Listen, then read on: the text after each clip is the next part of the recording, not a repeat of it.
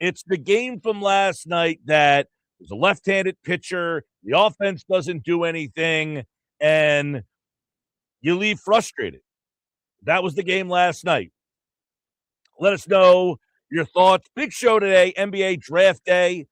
The Sixers are on the clock. Pick 22. We'll dive into that, breaking down every potential target, all the buzz on this NBA draft tonight.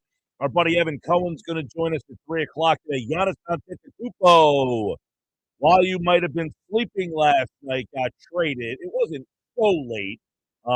But yeah, I guess it was a little late. It was about midnight, 11 something last night. Antetokounmpo gets traded to the Miami Heat. What does that mean for this NBA draft? What does it mean for the NBA? Evan Cohen is at 3 o'clock today on the Sports Bash. Phillies Fastball at 3:30. Frank has his Phillies Mailbag coming up at the bottom of this hour. If you have Phillies questions that you want answered, 609-403-0973. Nationals have won 5 of their last 6 home games. This is a team that's kind of they're the Nats. They're a little bit of a pain in the ass. And when you have Foster Griffin pitching against the Phillies, you got to feel pretty good if you're Washington. Left-hander. Last night, pitched his career high in innings, 7 1/3. Struck out a career-high 9, just 4 hits. It was the home run, by the way, from Brandon Marsh. So kudos to Marsh because he's the guy we've talked a little bit about here. You know, you have a left-handed hitter who has struggled in his career, and he comes up last night and delivers the one long fly for you. It's the only run you have. So I give credit to Marsh because I don't know what to think of Marsh. I really don't. I don't know if I'm supposed to believe in Marsh. Am I worried about Marsh? I would say, I just have a hard time thinking that the big sample size of him against left-handed hitters has lied to me over all this time. So I'm happy that he hit the home run last night. And listen, maybe he worked his ass off this offseason and is starting to hit lefties. He's getting an opportunity to face him a little bit more. And I hope that's the way that it goes. I really do. Because I like Marsh. I hope Marsh is a huge factor for this team moving forward. I hope he makes the All-Star game. I want to see him succeed. Nationals are 12-4 in games started by Foster Griffin last night. He gets the win for them. He beats the Phillies 4-1. And listen, it's not one of those things where some nights you just don't have it. It seems like any night you just don't have it when the other team throws a left-handed pitcher. And it can't be that way. You have to be able to score more than a run just because the guy's left-handed. And it seems that if the other team throws a guy who's left-handed, you struggle. And you struggled against Sean Manaea the other night. And obviously this team struggled last night against Foster Griffin. And I'm sure a lot of people listening to the show right now might have never even heard of Foster Griffin. Young pitcher. And I definitely look at last night's game of kind of the microcosm. And by the way, something else I want to get into. I had been asking for weeks for the Phillies to make a move with Andrew Painter, not because you thought you had a better option, because the option didn't matter. It was to save Andrew Painter. And I thought the one bright spot of the game last night, other than the home run from Brandon Marsh, was the fact that Alan Rangel came in and really threw well for you. I mean, that was something you could say, okay, this guy at least every fifth day can be competitive. That doesn't mean he's going to pitch like that last night in every single game. But the point was, he can't be any worse than what you were getting from Andrew Painter. So Rangel last night I thought was a eye-opener in terms of, okay, he can pitch and hang out for a couple of weeks. And if he gets hit around one game or 2 games, it's nothing worse than you were getting from Andrew Painter. But what I do think it signifies is get the kid Painter right. Get Andrew Painter's head on straight. And make sure that this time he earns his trip back to Philadelphia. And this is coming from someone, I was a big Andrew Painter fan. I really thought that Painter was going to come up here this year and make a discernible impact. And it hasn't happened. So I'm disappointed in Painter. I have hope for Painter, but I also have to be realistic with Painter. Send him down, go let him get work. Don't bring him back up here until he proves that he has earned the opportunity. Because Rangel came up here and said, hey, I can keep the seat warm. Don't worry about me. Let the other guy do his job. You know the scene in The Departed? I'm the guy doing his job. You must be the other guy. That's what Alan Rangel essentially said last night to Andrew Painter. I'm up here doing my job. You must be the other guy. So that's one takeaway from the game last night, right? Is that Rangel came up, he got the job done, and now you move on with Painter hopefully getting his head on straight. You hope that Andrew Painter can go down. We talked about it yesterday during the Phillies Fastball. Phillies Fastball today at 3:30. We'll talk to the guys. By the way, the Phillies, if they would have won the game last night, you know, you're playing the Nationals, who are pesky. They're right there with you. Right there with you. But you had an opportunity to gain a little ground last night because the Braves lost 1-0 last night. So can you imagine if the Phillies would have won that game last night? They'd be a 5.5 back of the Atlanta Braves. Braves are playing out in San Diego right now. They lost 1-0 last night. Phillies win that game last night. You're 5.5 back. We talked about it yesterday. Can you get to 4.5 back by the time the All-Star break gets here? Man, if you would have won last night, 5.5 back, that would have been a difference maker. Pretty crazy. Other thing from last night's game, a couple other quick takeaways from the game last night. How about I was laughing about this. Curtis Mead hits a home run last night. Now, people might not have any idea why that matters. Does anybody realize Curtis Mead plays third base for Washington? He has 12 homers for the Nationals. Curtis Mead was the guy that you traded to Tampa Bay to get Christopher Sanchez. Now, no one would undo the trade, but I did chuckle a little bit as he hits the home run, and I'm thinking, there's a right-handed bat that has a little bit of pop. Curtis Mead hit the home run last night late in the game. It was a 2-1 game, and then Mead hits the home run. Listen, he's not great. 227, 12 homers, 36 RBI. Doesn't have a 797 OPS, which is better than pretty much anybody else on this team in Philadelphia. I actually tweeted out last night. I wonder if we were talking about this yesterday late in the show. So if you're just, if you missed the back end of the show, I said, I wonder if Colorado would be interested in trading Moniak.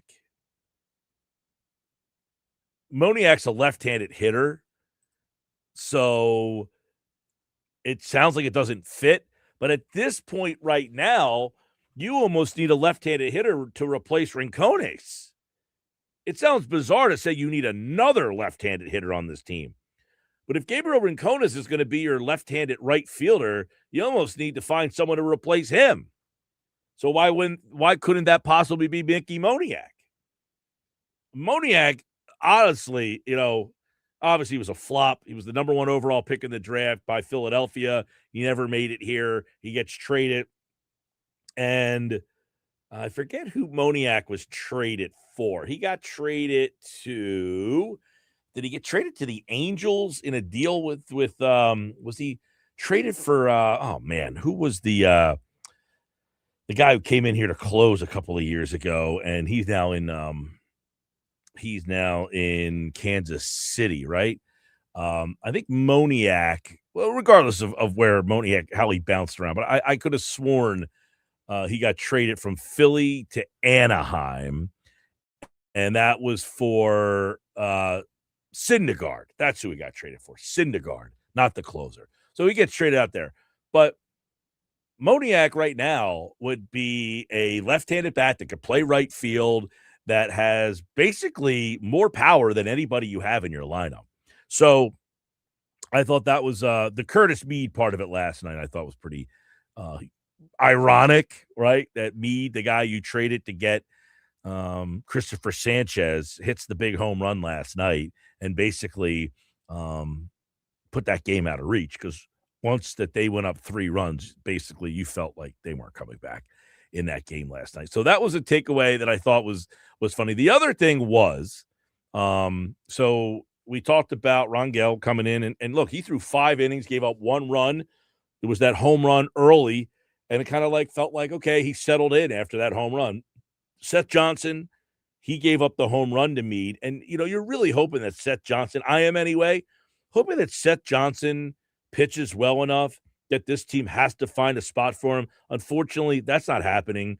They got Seth Johnson a couple of years ago in the trade with the Orioles. I don't know if he was part of the Austin Hayes trade or if he was part of the Sir Anthony Dominguez trade. That day, the Phillies made a couple of trades with Baltimore. He came over in one of those deals, and he was supposed to be like, wow, somehow, great job. They got Seth Johnson. He has not helped this organization at the big league level at all. So I don't know what his big picture is, but I was hoping that when he got called up here, that maybe it would click for him at one of these points and he becomes kind of a piece for you, because this team bullpen is definitely in flux. So the takeaways from last night, Rangel comes up, does a job. Marsh hits a home run against a left-handed pitcher. Mead hits that home run. Seth Johnson there. And then the other takeaway was 12 strikeouts last night. My gosh. Again, with the double-digit strikeouts. This is a team, Trey Turner, 0 for 4, 2 strikeouts. Schwarber, 0 for 4, 2 strikeouts. Bohm last night, you get a little bit of feel that they can get back in the game. It's 4-1. Harper gets a leadoff hit, and then Bohm, first pitch swinging, 6-4-3. Just feels like all the time they just can't get anything going. When they go bad some nights, man, they go real bad. All right, so Phils, we'll do the mailbag coming up. Got some text messages coming in on the White Horse RV text board, 609-403-0973, 609-403-0973. Mike, when do we start looking at the hitting coach? It seems like the players hit worse when they get here. Only have one guy hitting above 270. When do we start looking at the hitting coach? Man, I feel like people have been looking at the hitting coach for like 4 years now. But listen, the hitting coach does what they do. I mean, switching the hitting coach isn't going to change a whole heck of a lot. The hitting coach is here because he has a great relationship with the stars. Schwarber, Harper, Turner. Those are the guys that Kevin Long worked with when he was in Washington, and they feel comfortable with him here. We have Dave Gallagher on every Wednesday, and he was a hitting coach, and he says the hitting coach can only do so much, right? I mean, we always want to blame somebody else. The hitting coach, minimal. But to answer your question, when do we start looking at the hitting coach? I think people have been looking at, by the way, say if they have one guy hitting above 270, I got to be honest with you. I don't know what the line of demarcation is anymore of what's a good hitter and what's not. Because 270 would be an average hitter back in the day. Yeah, you hit 270. Yeah, he's an average. He's a good hitter. Not great.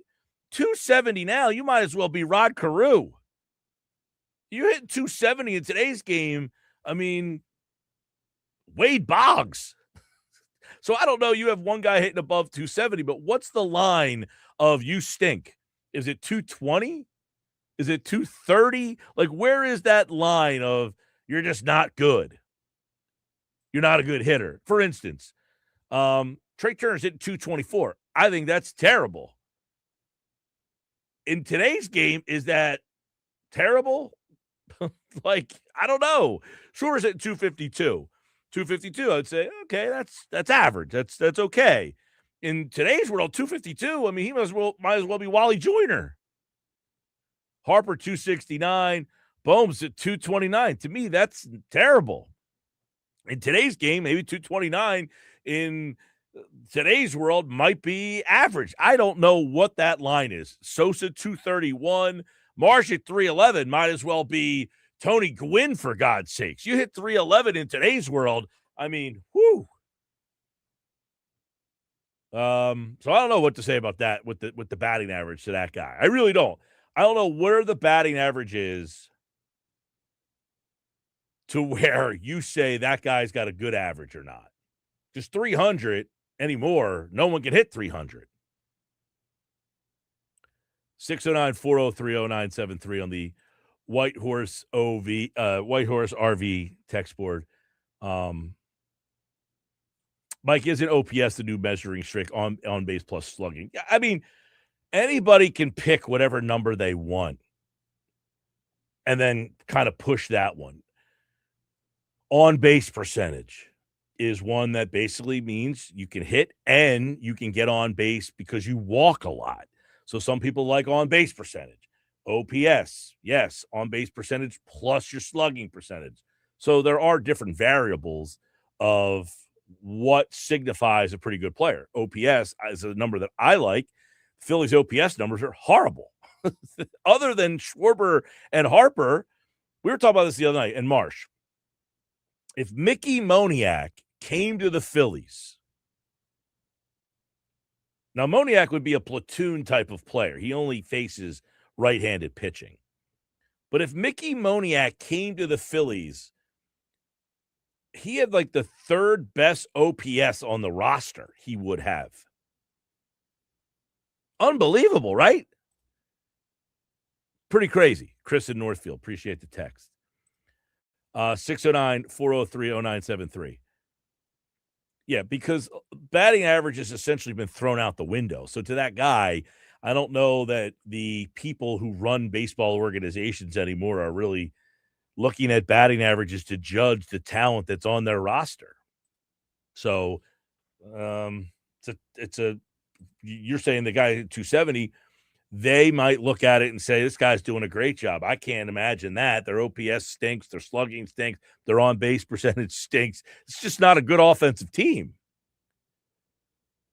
Jeff's watching on YouTube today. What's up, Jeff? Appreciate you watching. As always, you can watch on YouTube. And if you're watching on YouTube, make sure you hit the subscribe button, and you'll get the show live every day. When we go live, they'll alert you. It says Bowman's now grounded into 100 double plays, 12th on the Phillies all-time list. Well, he's got a lot going against him. One, he's slow. It's slow as hell.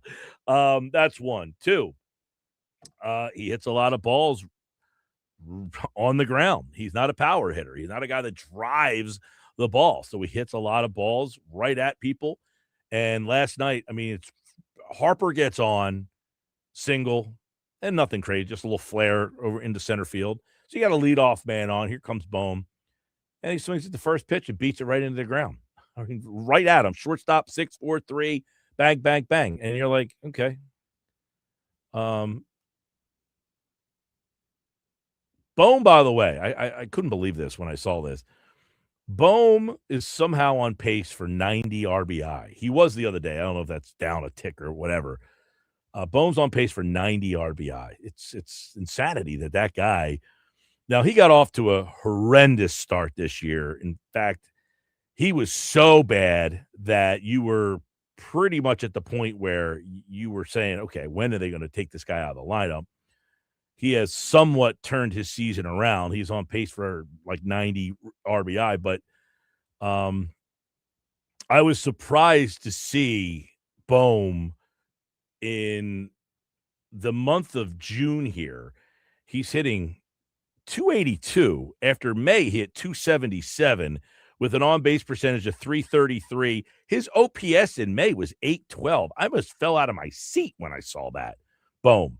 5 homers, 11 RBI in May. He's now got 3 homer and 17 RBI in June. So as much as Bohm is frustrating this all heck, I guess he's been serviceable here in the month of May and June. After, I mean, when you look at March and April, he hit 118 in March. He hit 157 in April. His on-base percentage in April was 204. His slug was 191 in April.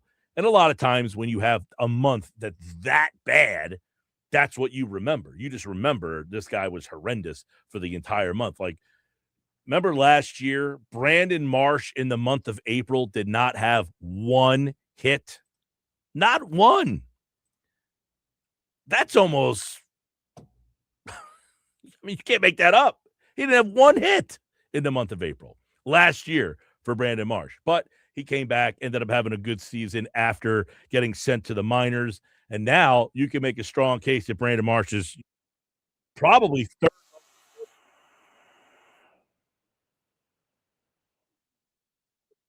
Be a part of it. 609 403 0973. We've got a busy show today. Frank's got the mailbag. He'll answer your questions. Evan Cohen is going to join us coming up at 3 o'clock. The Phillies Fastball with Jeff and Oscar at 3:30. Adam's off today. Jeff will be back to answer your mailbag questions on the Eagles, who now we know they'll start July 28th, first day of training camp. They'll report. Nuggets. Nadu is here today. I wonder if Jeff Nadu will invite me to his birthday party. 5:30 tonight. He's going to tell us about all the draft prospects. Giannis traded. Evan Cohen at 3 o'clock. Stick around. I'm Mike Hill. This is the Sports Badge on 97.3 ESPN.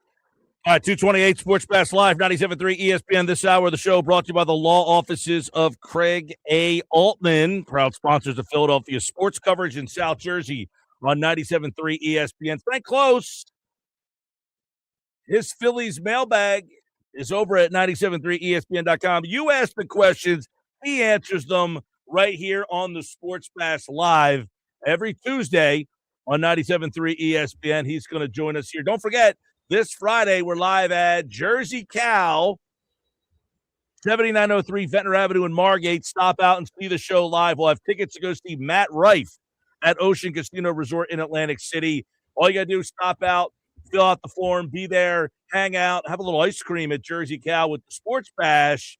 Draft day today. We'll talk more draft, but right now, let's answer your mailbag questions. Frank Close joins me now on the Sports Bash Live on 97.3 ESPN. You know, you score 15 runs, 6 runs, a lot of runs, and then you go right back to the same old Phillies. Frank, what's going on, man? I'm doing well. How are you, Mike? Good as always, man, and it's always good to catch up and talk a little Phillies with you. Hey, last night, Foster Griffin had their number. It always seems it's the lefty, the young lefty, and he, of course, pitches a career high in innings, career high in strikeouts. It seems that lefty is still the kryptonite. Yeah, they still haven't really been able to add a right-handed bat. I mean, Derek Hill is a nice player. He does a couple things very well, namely speed and defense. He's had a couple hits for the Phillies, but he's clearly not the answer to that right-handed bat that the Phillies need. But that's all they've been able to add, and it's a really tough time of the year to try to make changes on the fly. The Phillies tried throwing Felix Reyes out in left field. Didn't work, but I mean, there are not really many options for the Phillies right now to sort of shake this up. Nope. And I was talking about this earlier. I looking at the mailbag questions here.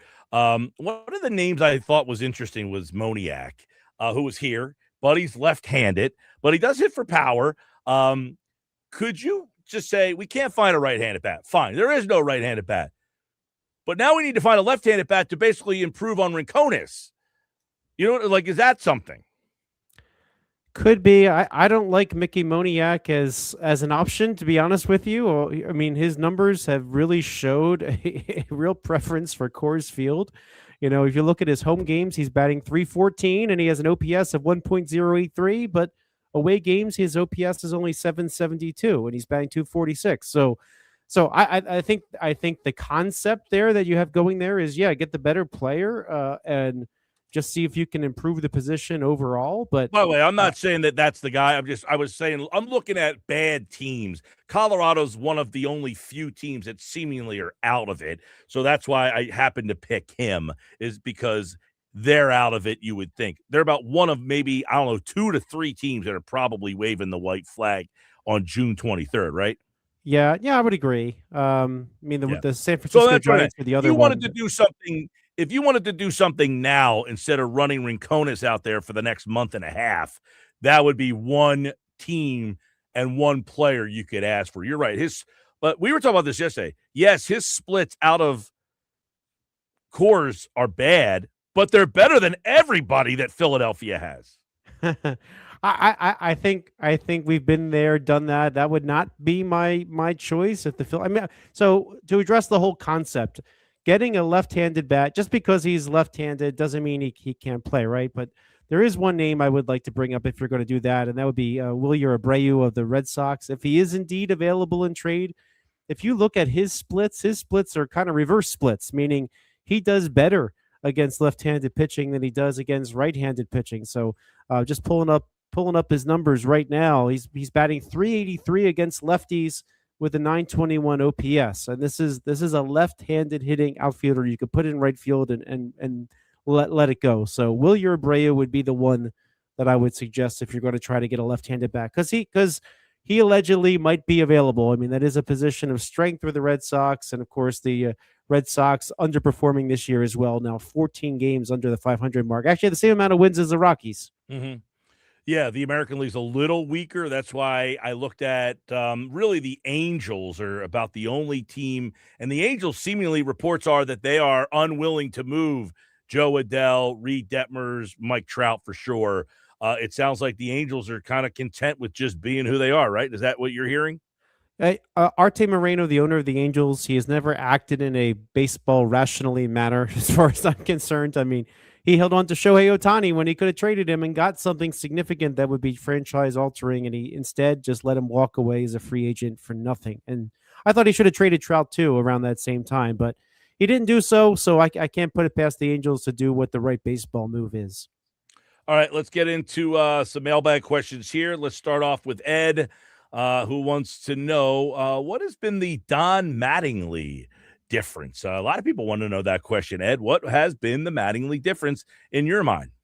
Well, they fired Rob Thompson on April 29th after that 9-19 start. And since then, Don Mattingly, when he's taken over, they've gone 33-17. So that's 10 games under the 500 mark to 6 games over right now as they sit today at 42-36. So, but in terms of what Mattingly actually did, and the answer is actually perhaps a little surprisingly not much.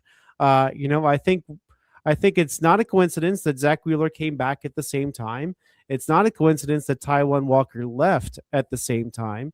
And even with this roster that they have, there are some flaws, as we talk about a lot on this show, right? But you've got Zach Wheeler, Christopher Sanchez, and Jesus Luzardo as your 1, 2, and 3, and then you have Juan Duran at the end of the bullpen. I mean, any team that's got those three there is going to win more than they lose. I think that by accident, right?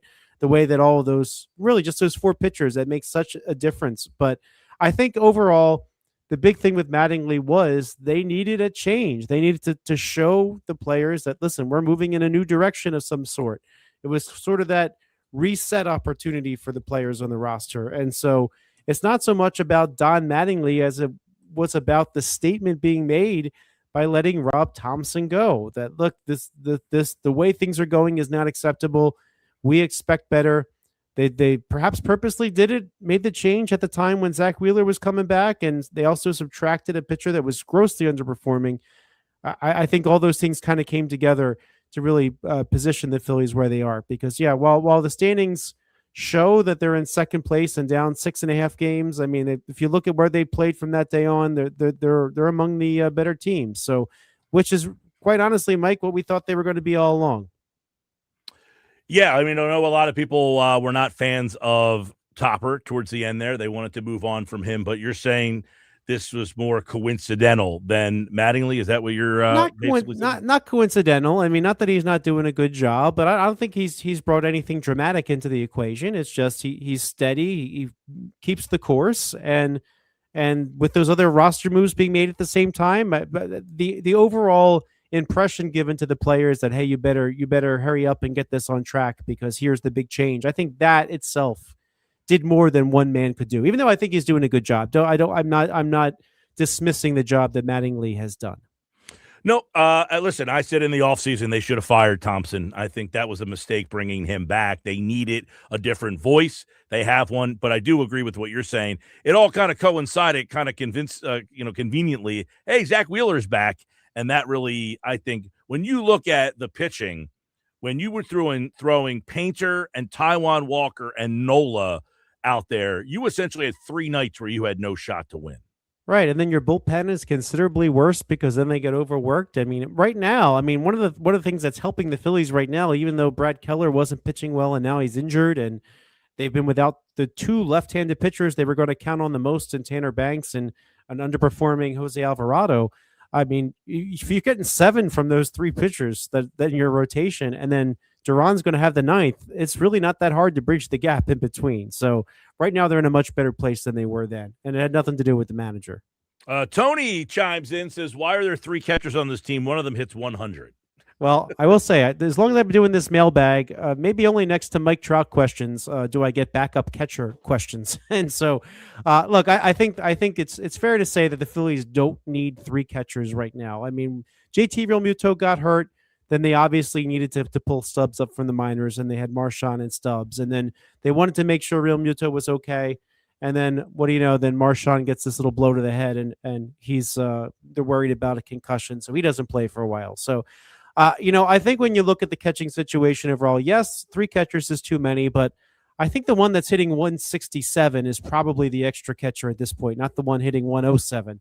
Rafael Marchand, yes, he's not having a great year at the plate. That's very, very fair to say. But in terms of being a backstop, he's one of the better backstops in the game. And they're still probably playing JT Real Muto a little bit too much right now.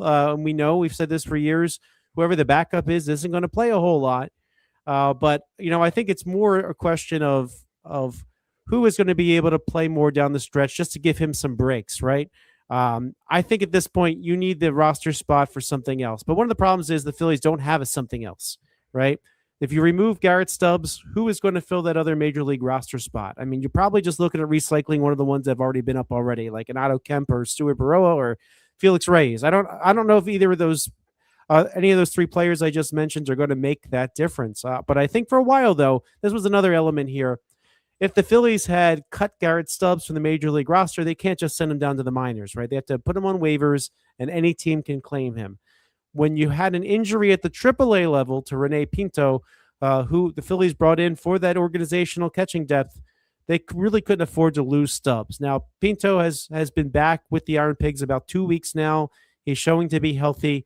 I think then you're a little bit more likely to roll the dice and try to outright Garrett Stubbs' contract to AAA, and he might accept because the Phillies gave him a very generous deal for a AAA ball player.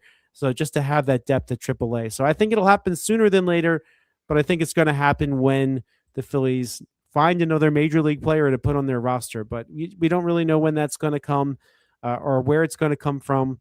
Probably not internally right now. So for now, you have Garrett Stubbs as an extra reliever / late game first baseman / I don't know, hot dog vendor. I don't know what else they want to do with him right now, but he's not really your backup catcher. No, they definitely got to do something there with that extra roster spot. It's a complete waste right now. I agree with that. Seth Johnson, did he say to Alvarado, hold my beer? It's funny because I brought up Johnson earlier. When they traded for him, he was supposed to be like, hey, they really got something here. Like that was kind of a great addition to, I forget what trade with Baltimore it was. I think it was the reliever trade that also brought back who they traded. I can't remember his name off the top of my head. That not memorable. The lefty who was terrible for Baltimore too. Soto. Thank you. He was that memorable in my mind, I guess. I was hoping that Seth Johnson, after he was a starter, and then they moved him to the pen because the bullpen here was so bad. They thought that was going to be a way for him to come up here, but he just has not made an impact as a starter or a reliever in this organization. He actually had a very good season so far at AAA. I mean, he was serving essentially as the Iron Pigs closer. He was 0-1. He had a 1.33 ERA in 24 appearances. He had 6 saves. It seemed like he was maybe figuring it out as a reliever. So this was his opportunity to show that he could do something. And by the way, his first appearance back, he actually looked pretty good.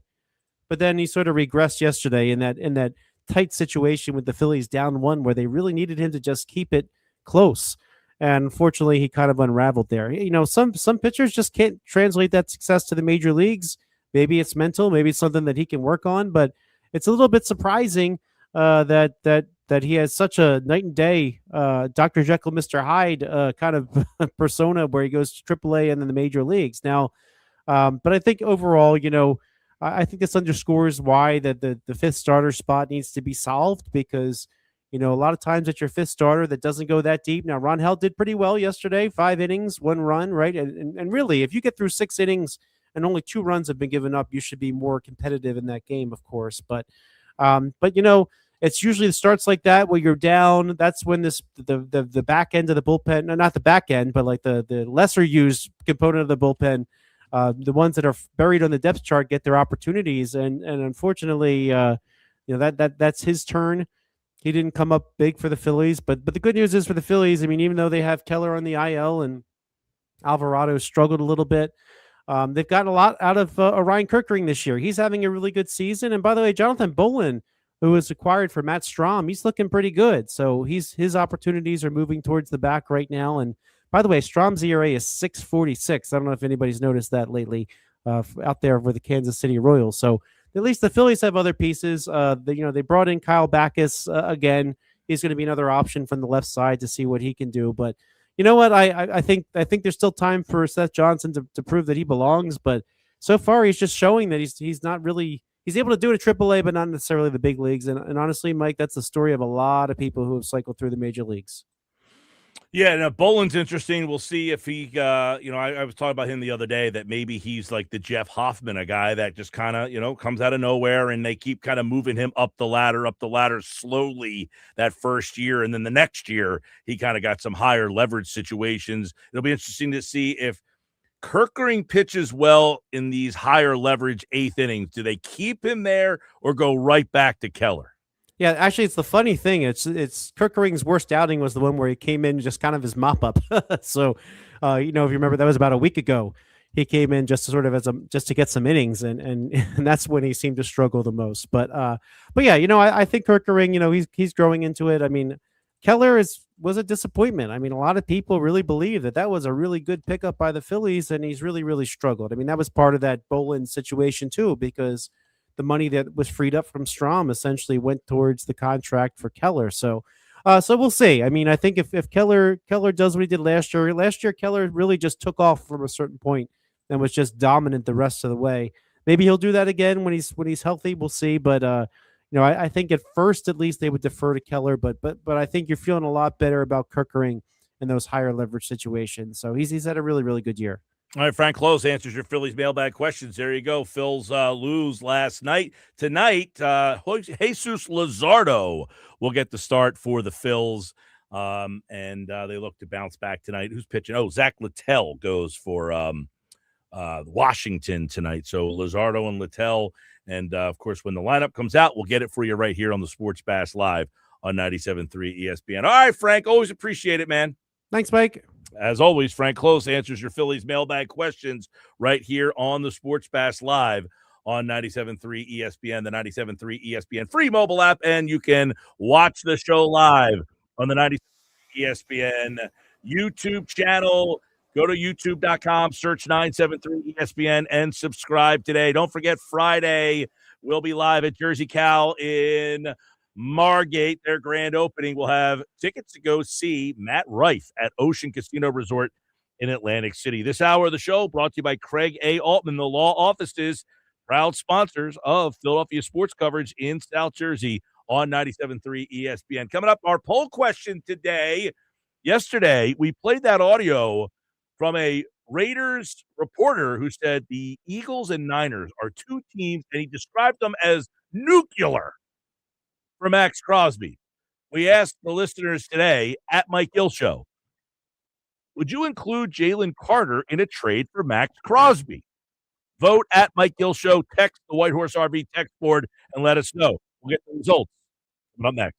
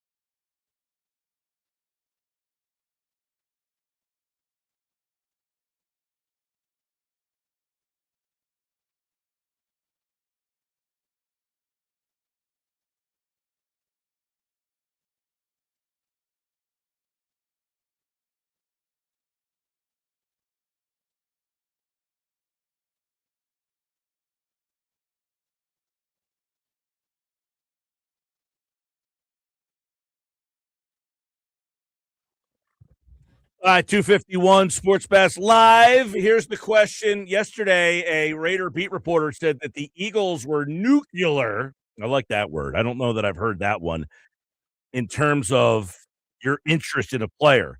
He said they were nuclear for Max Crosby, a Raider edge rusher. Okay? That's the word he used, not me. Nuclear, their interest. Now, we said, would you trade Jalen Carter? Probably the guy that if you're the Raiders, is that who you're asking for? Are you asking for Jalen Carter in that deal? So, would you include Jalen Carter in a trade for Max Crosby? At Mike Gill Show, the votes are coming in 72% versus 27%. Would you trade Jalen Carter in a deal for Max Crosby? About 73% right now say no, they would not. And 27% say yes, they would. Well, this one's tough for me. I like Jalen Carter a lot, but I don't think the Eagles want to pay him $100 million guaranteed money. I just don't think the Eagles have interest in him. So if they don't have interest in paying him, do you risk him walking for nothing, or do you try to get a player of this magnitude? Because after Jeffrey Simmons signs that deal, he got $100 million guaranteed money. Carter is going to ask for somewhere in that range, is he not? And if that's the case, I don't know that the Eagles want to do that. And if the Eagles don't want to do it, don't you have to try to get something in return? Now, I would have traded Jalen Carter in a deal for Myles Garrett. Crosby's a little bit more iffy because of the injury history there. But that being said, if the Eagles know internally they don't want to pay him, don't you have to consider the deal?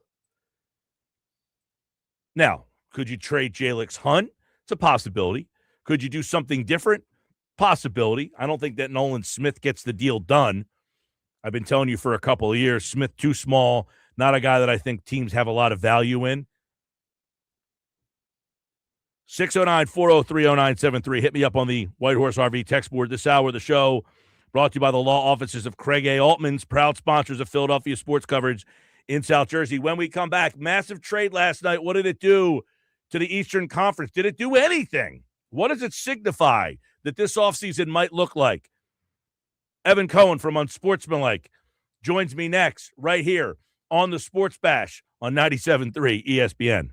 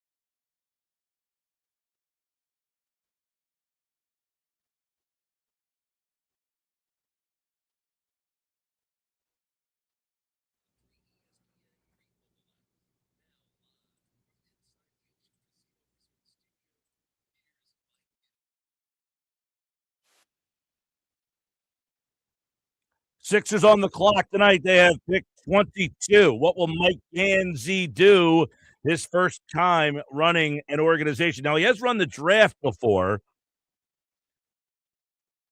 Well, what will he do with pick 22? I'm very intrigued by the night for the Sixers. I like this draft a lot. There's a lot of great talent, but it drops off at 15-ish. But I woke up this morning. I got to be honest. I was asleep last night when this happened. I woke up, turned on my friends over at Unsportsmanlike, and I heard my guy Evan Cohen. He was talking about it. I said, wait, what happened? Giannis got traded to the Heat?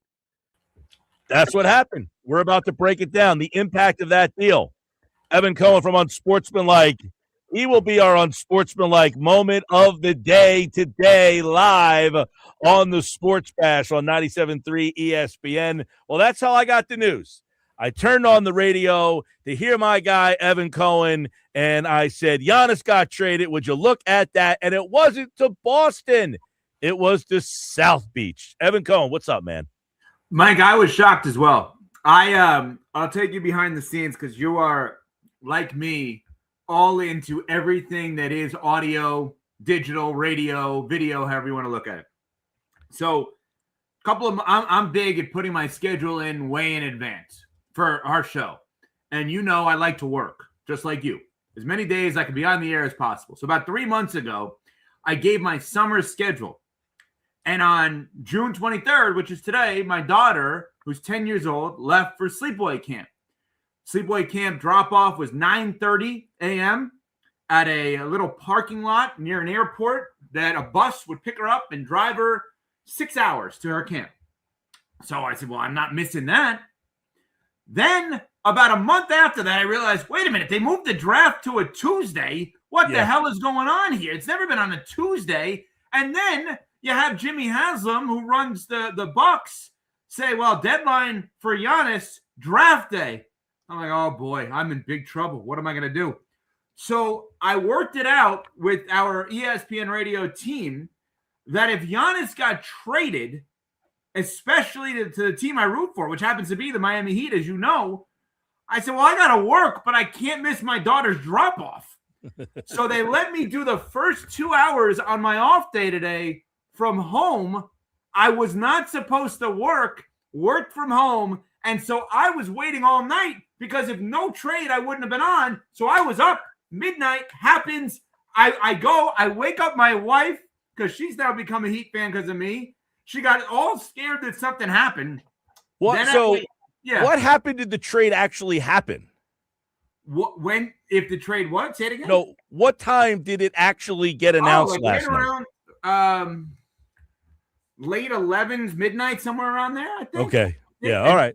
Yeah. Normally I'm not up that late, but I was waiting for the possibility of this. So then I wake up my 12-year-old son after midnight.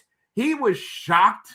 And I'm like, oh, wait a minute. Please do me a favor. You got to go back to sleep. Because my wife was going to, rightfully so, going to kill me if I wake up my 12-year-old son and he's up all night. And then I'm like, all right, you know what? You got him for the first 2 hours before we bring my daughter to the drop-off. So it was a wild night. I don't know why NBA trades can't happen at normal times. Yeah. I mean, Luka happens in the middle of the night. This happens in the middle of the night. And there you go. So did you think, I mean, it sounded like it was going to be Boston or Miami. Were you on the side that there's no way that the Miami deal is better than the Boston deal? Yeah, and I'm a Heat fan. I've watched every game that all of those guys have played that got traded to Milwaukee. This is not to say that those guys are not good. They're potentially very good players. Tyler Hero is already an all-star. That said, Mike, I just thought the acquisition of Jaylen Brown plus 2 first-rounders is what Shams Charania reported, which I couldn't believe that Boston had to throw in 2 firsts for a guy that I said, and I got laughed at, I would have voted for MVP this past year because I thought Brown was so good that what he did, the value he provided in the regular season, allowed Jason Tatum to come back. Like, if he wasn't that good, Tatum doesn't come back. Now, they lose to your Sixers, but you get the point, right? So I would have just thought if you could get Jaylen Brown and 2 first-rounders, you figure what to do after that because the totality of the deals you could make Make up a number of first rounders you think Giannis is worth. Let's play this out for a second. Yeah, probably. I mean, that's where it was tricky. What's it, 2, 3? I mean, he ended up getting 2, right? No, 3. 3. Okay. Including tonight, 3. So you want to say 3? You want to say 3? Yeah, I would say 3 is probably the number. And how many do you think Jaylen Brown is worth? That's a tough one because he's younger. I mean, if you just asked most people, who's better, Giannis or Jaylen Brown? I think everybody says Giannis. But Jaylen Brown has won a title as well, and he's younger. Mm-hmm.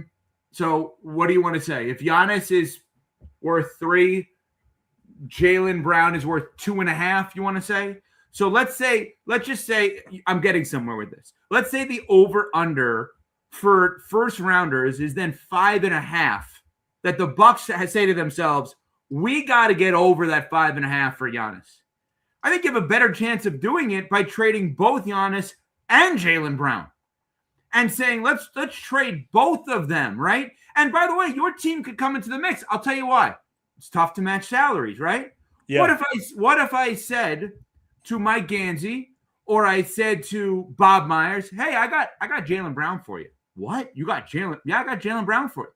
You're going to give me Embiid, and you're going to give me I'm making this up now, obviously. You're going to give me a first rounder to get off of Embiid, and then you're going to give me another 3 if you have them. Again, making this up.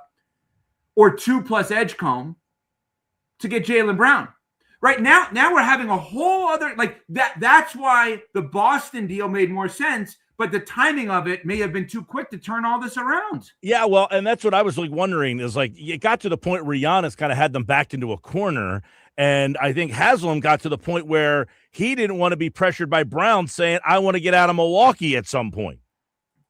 Sure, but that's where if I'm the Bucks, was I ready for all of this? I know that sounds crazy. Which is wild because they said they wanted to move him by the draft. It almost felt like they just kept procrastinating, and then it was like, the draft's on Tuesday, almost like you. Wait, the draft's on Tuesday? I got to make this trade tonight? Right.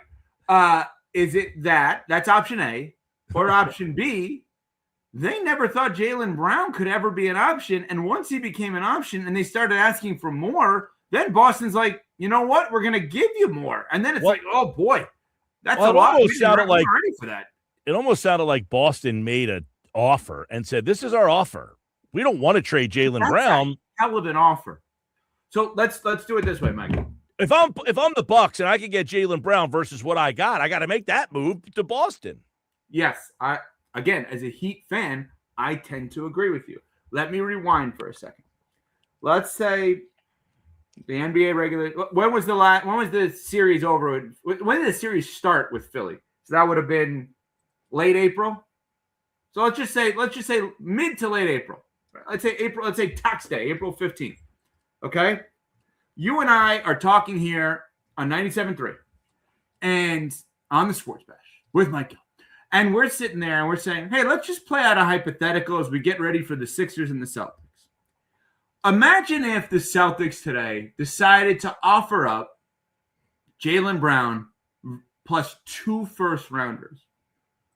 What player in the NBA would be the player you'd have to get in return to make that worth it? What would we say? Shea?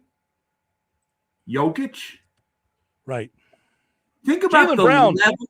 He's awesome. He's second team all NBA player. So, the players you're mentioning, he's in that realm. And if he's not, the 2 additional first rounders catapults him. Right. Put him there. Insane offer to offer for anything in the NBA. Yeah.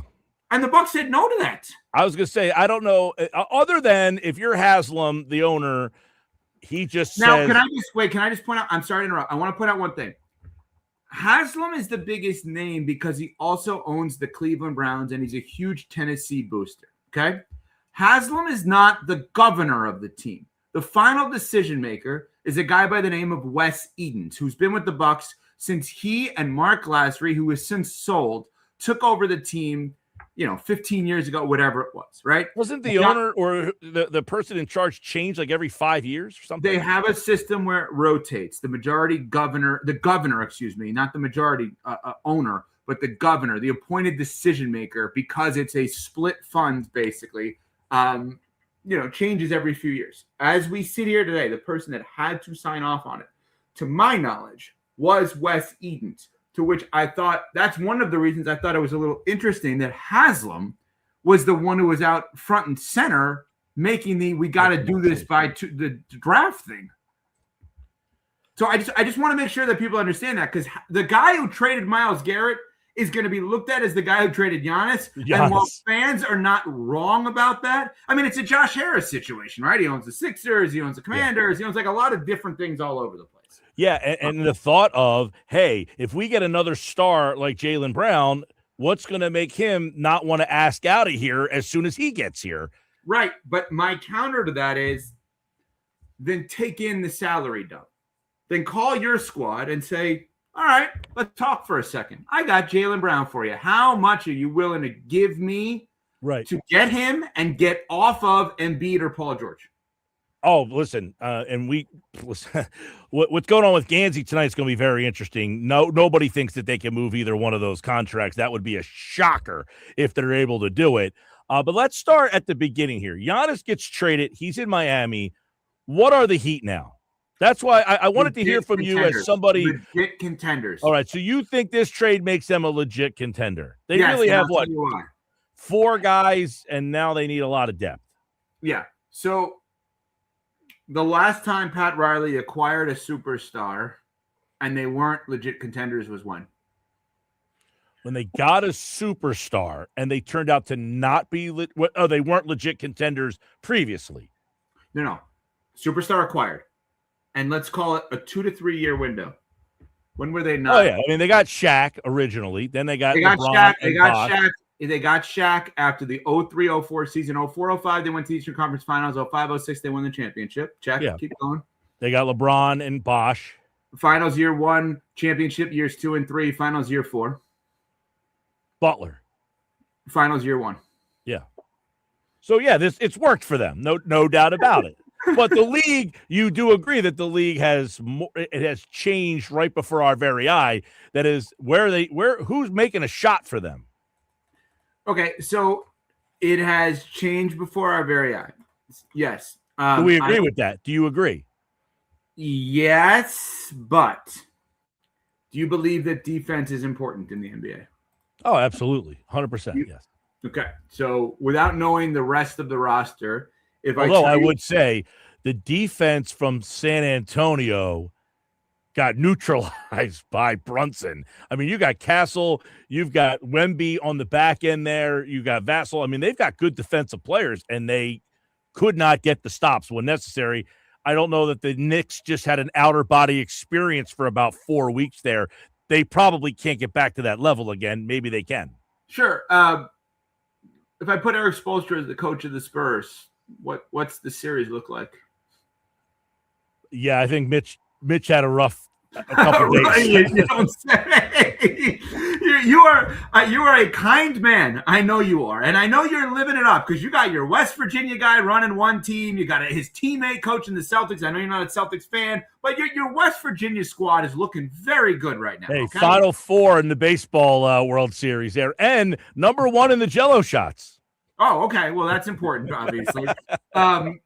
So I guess my thought is they're immediate contenders, even if they don't win it in year 1, because that's what they do. Mm-hmm. And they know how to fill out the roster, and they believe in guys that can play defense.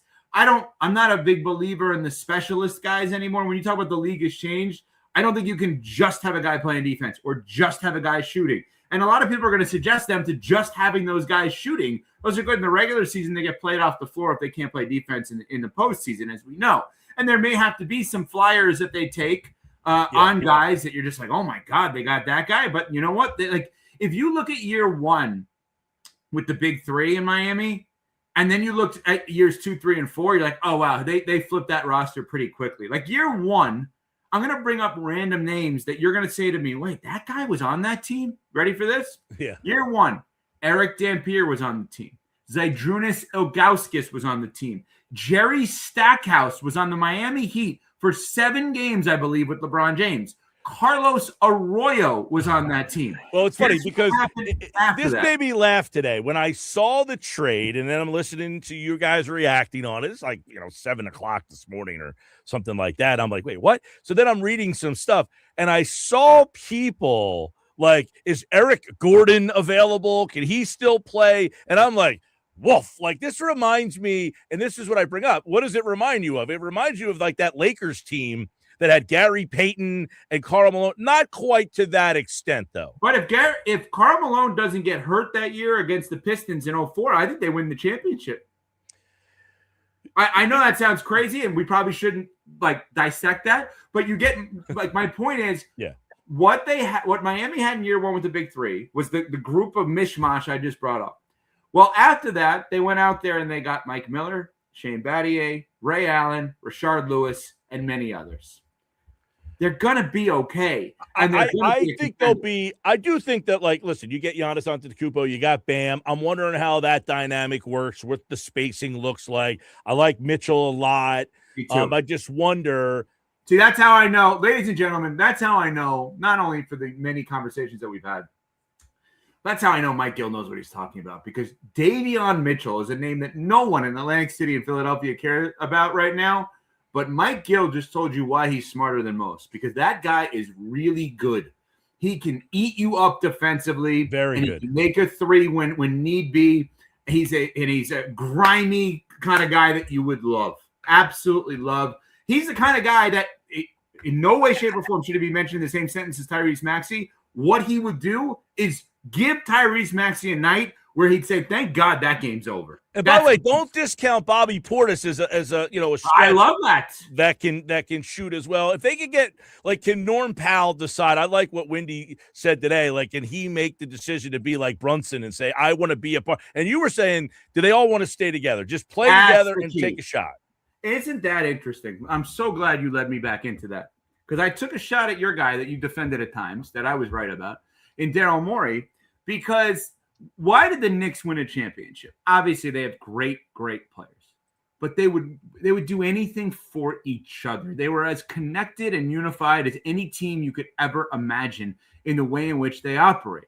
And so I believe what the Knicks did was, sure, analytics played a factor in, but how are we as a franchise going to be connected with one another? The chemistry stuff matters. Daryl Morey is no longer running the Sixers because he just dismissed the concept that the chemistry stuff mattered. And that we can't project for any of these teams, whether it's Miami or any of these teams that are, and obviously now Milwaukee, or any of the teams that are going to rebuild themselves or retool themselves, or however you want to position it for the future. I don't know the answer to that question. That's why you have to tip your cap to the Knicks and still say it's their league and everyone's trying to beat them. So that was the first move. You did have another trade with Minnesota, a 3-teamer. Randall's out of there. Do you anticipate, though, with this particular draft class, much hyped, and now all the new draft rules coming down the road here, is tonight bonkers, quiet? What are you anticipating tonight to be like? You have to tell me. Do you believe that Jaylen Brown gets traded tonight? He had a taste of being his own guy for most of the season and got to say, this is kind of cool. Got my own team and I'm the man. I got to think somewhere deep down inside, doesn't he want to be that guy again? And if you think he's going to get traded tonight, then yeah, I think it's going to be bonkers and wild, to use your terminology there. Also, I think that the current state of the Miami-Milwaukee deal is a 2-team deal. Once that deal is made, the players can then not be aggregated with each other in a deal, right? So let's keep using your team. Let's just say, for argument's sake, not that this makes complete sense, but just hear me out on this. Let's say the deal is let's say that deal is consummated, and the Bucks call Gansey and say, we got Miles Turner, we got Tyler Hero. Tyler doesn't fit positionally with you, but maybe you don't re-sign Quentin Grimes in that case. Okay, we got both of them for Embiid. I don't know that anybody's begging to sign Quentin Grimes, by the way. Okay, but for Embiid, and you have to throw in a future first or whatever it is. Here's the point. You can't do that once the trade is consummated, because those two players cannot be in a deal together because you cannot aggregate them. So my point in saying that is, I wonder if tonight we see deals that are actually going to be lumped into the Miami and Milwaukee deal to somehow make some of this money work. I look forward to the draft night and all the craziness. I'm just wondering, the Knicks winning this thing, what? Because normally you look at the team that wins and then say, okay, has the league taken a shift? What? I know when this plays in the best of tonight, that's probably going to sound like I said something else. But when the league shifts here, do they look at the Knicks and say, now we have to do this because they did that? Is that what that championship meant for you? Well, what do they do? That's the thing that I don't understand. When you're saying it's a copycat, obviously all these leagues are copycat leagues, but like, tell me what these teams are going to do to try to copy the Knicks. Because if I think personally, the number one thing they have is sacrifice and chemistry. What does that mean exactly? Exactly. What does it mean? But that's something that you can't duplicate unless the players are willing to want to do it. You can try to duplicate, I need a shooter, I need this, but you can't duplicate the will to want to take a pay cut. You can't find though. That's not a dime a dozen. By the way, and I'm sure you've had callers and people post all the time like, and B, just take less money. So rules prevent you from actually doing that. Right. Yeah, so that's the hard thing. part. Like the Paul George deal, they get hammered for that deal because they paid him what they paid him. But that's the only price you could get him at. There is no negotiation here. Right. Well, the resistance would have been the negotiation. Not getting him at all would have been the move, obviously. Right. It was either $0 or what you pay him. Right. It's not like, hey, would you take $112 million? That's what we're offering. It's that you can't. But do you that. brought up a good example. So like Miami, just as an example for people out there, has the ability with two players specifically to do the copycat Knicks sacrifice move. The two players would be Andrew Wiggins and Norm Powell.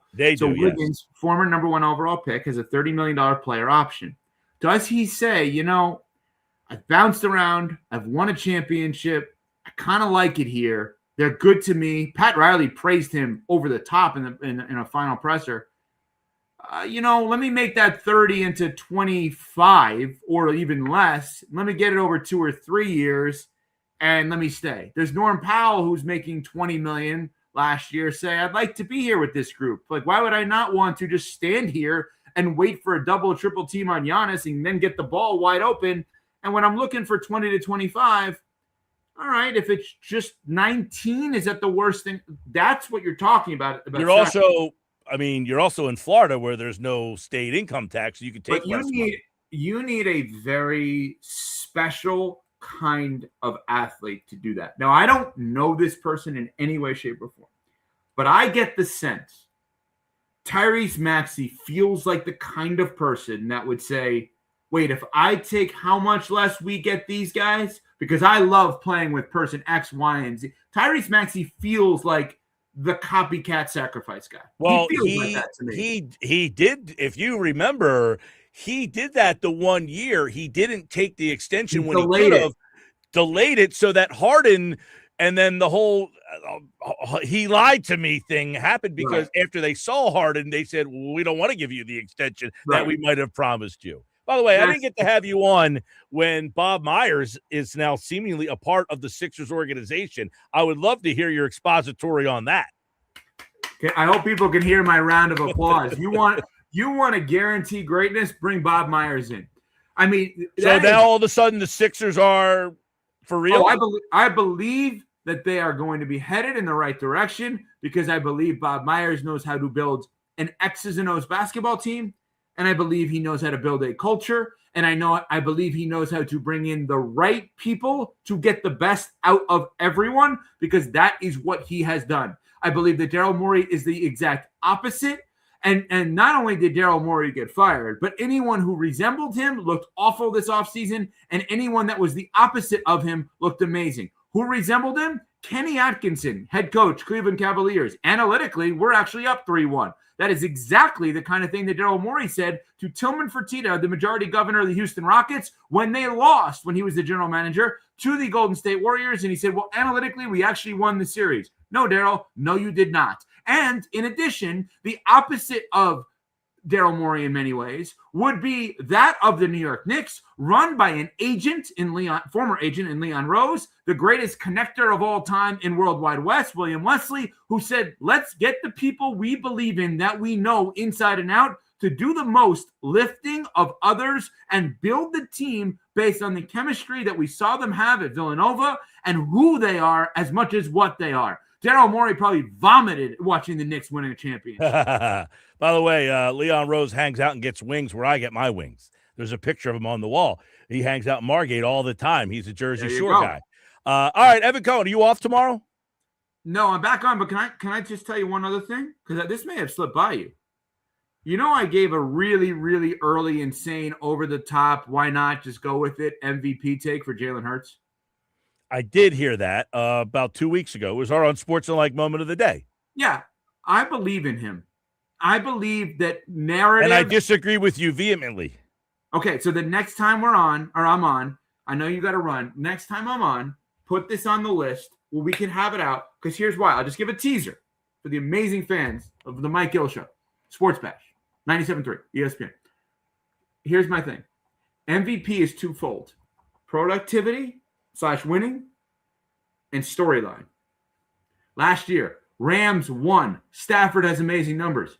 Do you know they almost traded him before the season? Do you know he had a back injury? Do you know he was thinking about retiring? All these things as these awesome things. Numbers.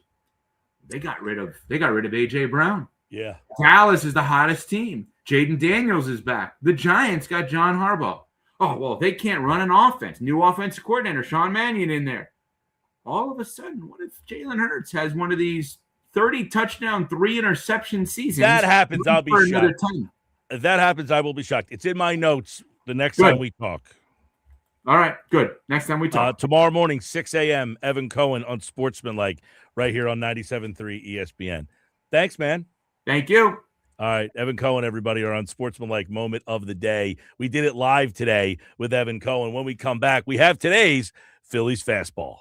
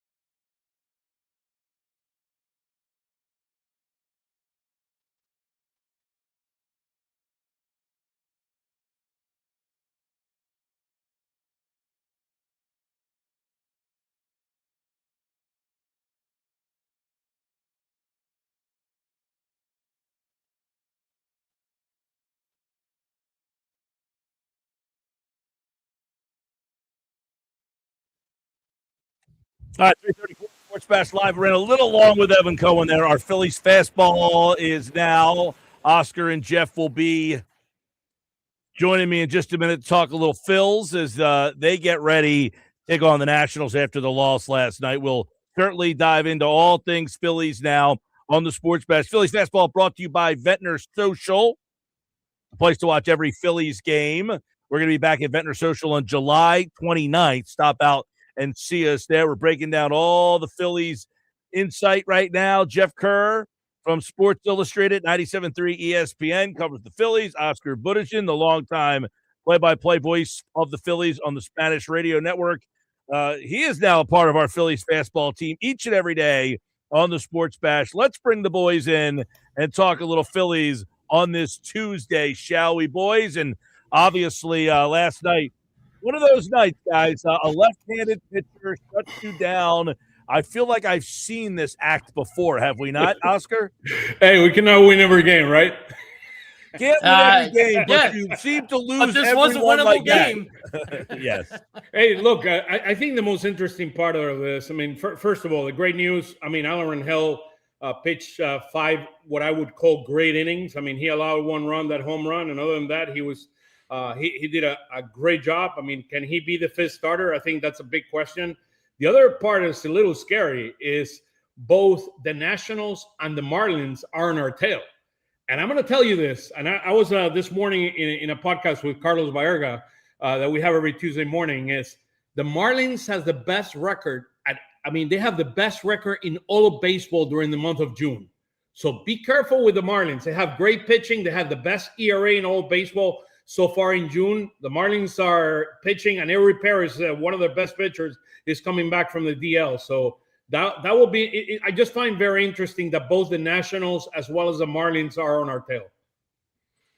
Jeff, what do you make of the? Last night you get a Foster Griffin, a good left-handed young pitcher, career high in innings, career high in strikeouts. By the way, the only guy to hit the home run that drove in the run last night is Brandon Marsh. Was the lefty. Right. That was one of my takeaways was Rangel pitched well last night. Marsh hitting the home run. But another takeaway is another lefty that shuts you down. I mean, I don't know if this is a fixable thing without doing something drastic. No, they have to do something. I mean, I tweeted after the game last night. I mean, and any problem you talk about with the Phillies kind of exposed themselves in that game. And look, I was impressed with Alan Rangel being the 5th starter, but look, it's one game, right? I'm not going any further than that. I'm still not crazy about the opener. And look, Tim Meza, I thought did a fine job, but I don't know why.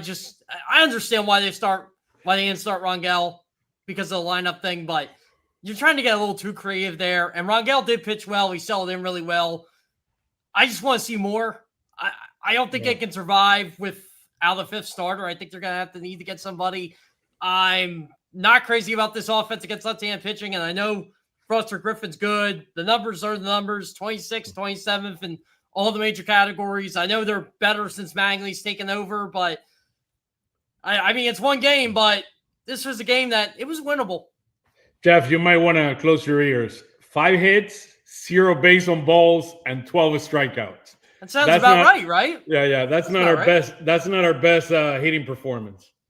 No, and it's funny because yesterday, later on in the show, we've been talking about this right-handed bat, guys, for the entire existence of Phillies fastball, and probably the 3 previous years you guys have been talking about it on Phillies Weekly. That being said, you almost wonder, do I need to find a left-handed bat to replace Gabriel Rincones? Like I was talking about Mickey Moniak. I was like, listen, do you just call a team like the Rockies and just say, hey, we'll take Moniak back because Back to the future. Right. I can't find a way to improve my team with a right-handed bat. I might actually have to improve some of the left-handed bats that I have here. Rincones at the top of the list. It would make you more dangerous against right-handed pitching too. And you know what? I kind of like a Moniak idea. Like if he's been in the system, he knows what it's like to play here. He's had success here. Look, he's one of those guys. That's why I say don't give up on players because they weren't good for a year, right? Going back to Andrew Painter. Just don't give up on these guys. They do develop. And, is Moniak splits outside of Colorado not great? No. Yes. but They're not. Don't. I mean, one guy that I'll tell you, do not let this guy go is Felix Reyes, man. He can hit. He's a hitting machine. I love what I see out of him. He went down to the AAA and started smacking baseballs again. Well, like I look at the. By the way, I like Felix Reyes too, but I don't think he's in their plans. Yeah, I don't think he helps this team this particular year. Their lineup just dropped for today's game, by the way. Trey Turner, Kyle Schwarber, Bryce Harper, Brandon Marsh in the 4-hole. So they're going with 3 straight lefties. Bohm, Stott, Real Muto, Rincones, Crawford. So you've got a bevy of those lefties, and that's what I'm saying. Like, if you have a lineup like today, you might just need a better lefty than some of the lefties you had. That's where I'm looking like, because I just don't know where this right-handed guy is coming from. Outside guys of getting a name that we just haven't heard yet. I mean, we said it since the very beginning. This team is very top-heavy. You don't have any depth, and that's what happens. I mean, you don't have anybody in AAA that can come in and be a respectable bat, a bat that has experience. We just don't have that this year, and they're going to have to go and acquire it. I mean, I just find funny the name Moniak. I mean, Back to the Future. I mean, going out there, I mean, we're just letting these guys go. I mean, it's like the Sixers, right? I saw all the backups that the Sixers let go. They were all in the playoffs, deep in the playoff runs. I mean, Reed and some of the other guys. So it's like, I mean, McCain and some of the other guys. So, look, you're going to have – you need to get a couple of bats here that have either experience or that get on base. I mean, you need a couple of bats to be able to survive and have the deep run that we all want to have. I thought the Phillies put out an interesting stat yesterday to add to Oscar's point about Bryce Harper and Kyle Schwarber. If they hit, this team wins. You know, there's a 600-point difference in OPS in Harper between their wins and losses. I mean, it's reality. I mean, if Harper hits, they win. Right. Yeah. Well, you essentially, if you get a Harper Schwarber night, you win those games. And if you don't, you seemingly are not winning those games. It just goes, guys, to the lack of depth that they have in this lineup. You know, I want to get your thoughts on where this pitching is right now, because let's start with you, Oscar, on Rangel. Because he didn't start the game last night, but do you now start him for the next, you said 6 to 8 weeks yesterday when we talked about Painter. Do you pitch Alan Rangel for the next 6 to 8 weeks if you're running the show? Probably not. That's the truth. I mean, look, I go back to me, the past equals what the future is going to be, particularly in baseball. I mean, Rangel doesn't have any experience. I mean, once the team starts to figure the guy out, they're going to hammer him. And he's not an elite pitcher by any stretch of the imagination. I mean, look, he did a nice job yesterday. Am I willing to start him the next start? Yeah, sure, no problem. I don't have any problems with that, but I don't have huge hopes behind him. I mean, he's a AAA pitcher, guys. I mean, let's be very clear. Yeah. I mean, that's who he is. I mean, can he give you 2-3 starts? I mean, 3 out of 4, 3 out of 5, that could be okay. I mean, allowing five innings, 2 runs, I'll take that any day of the week. I mean, but we got to hit. I mean, we didn't hit yesterday. Alan Rangel feels like, remember back in the day when the Phillies were winning, they had Rodrigo Lopez. He came in because they had some injuries and kind of pitched well until they got Pedro Martinez. I mean, he kind of faded toward the end, but he was able to give them about a month, right? I think that's what you need out of Alan Rangel last. By the way, Mike, an interesting development from last night's game. And I know there were guys that were, I don't want to say they were unavailable, but it was more of, do we really want to use these guys tonight? Like putting Seth Johnson in a high leverage situation, seeing how he would do. Chase Shugart, a high leverage situation, see how he would do. Tim Mesa opening. Alan Rangel giving you 5. Like, I thought them putting Seth Johnson in was kind of key. It's like, all right, let's see what this guy can do. We don't have a Ryan Kirkering tonight. Or we might have him, but we're not going to use him because we're playing all these games. Well, guys, I actually opened the show with that as another observation is I've been waiting for Seth Johnson to kind of graduate from, hey, I'm dominating in AAA, and now that translates. And whatever reason, guys, that's not happening, right? I mean, it just seems like he can't make that next step right now. And I don't know if he ever will. And that is a challenge, by the way, Jeff, when you mentioned going to the past, I saw for some reason, Vinny Velasquez there, man, Vincent Velasquez coming back as a fifth starter. Where is he at right now? I don't even know where he's at. He's not a bad right-handed bat, right? He could play left field, Vinny Velasquez. He had a good arm from left field. He may have thrown a home plate. I remember that night. Where's Tyler Goodell at?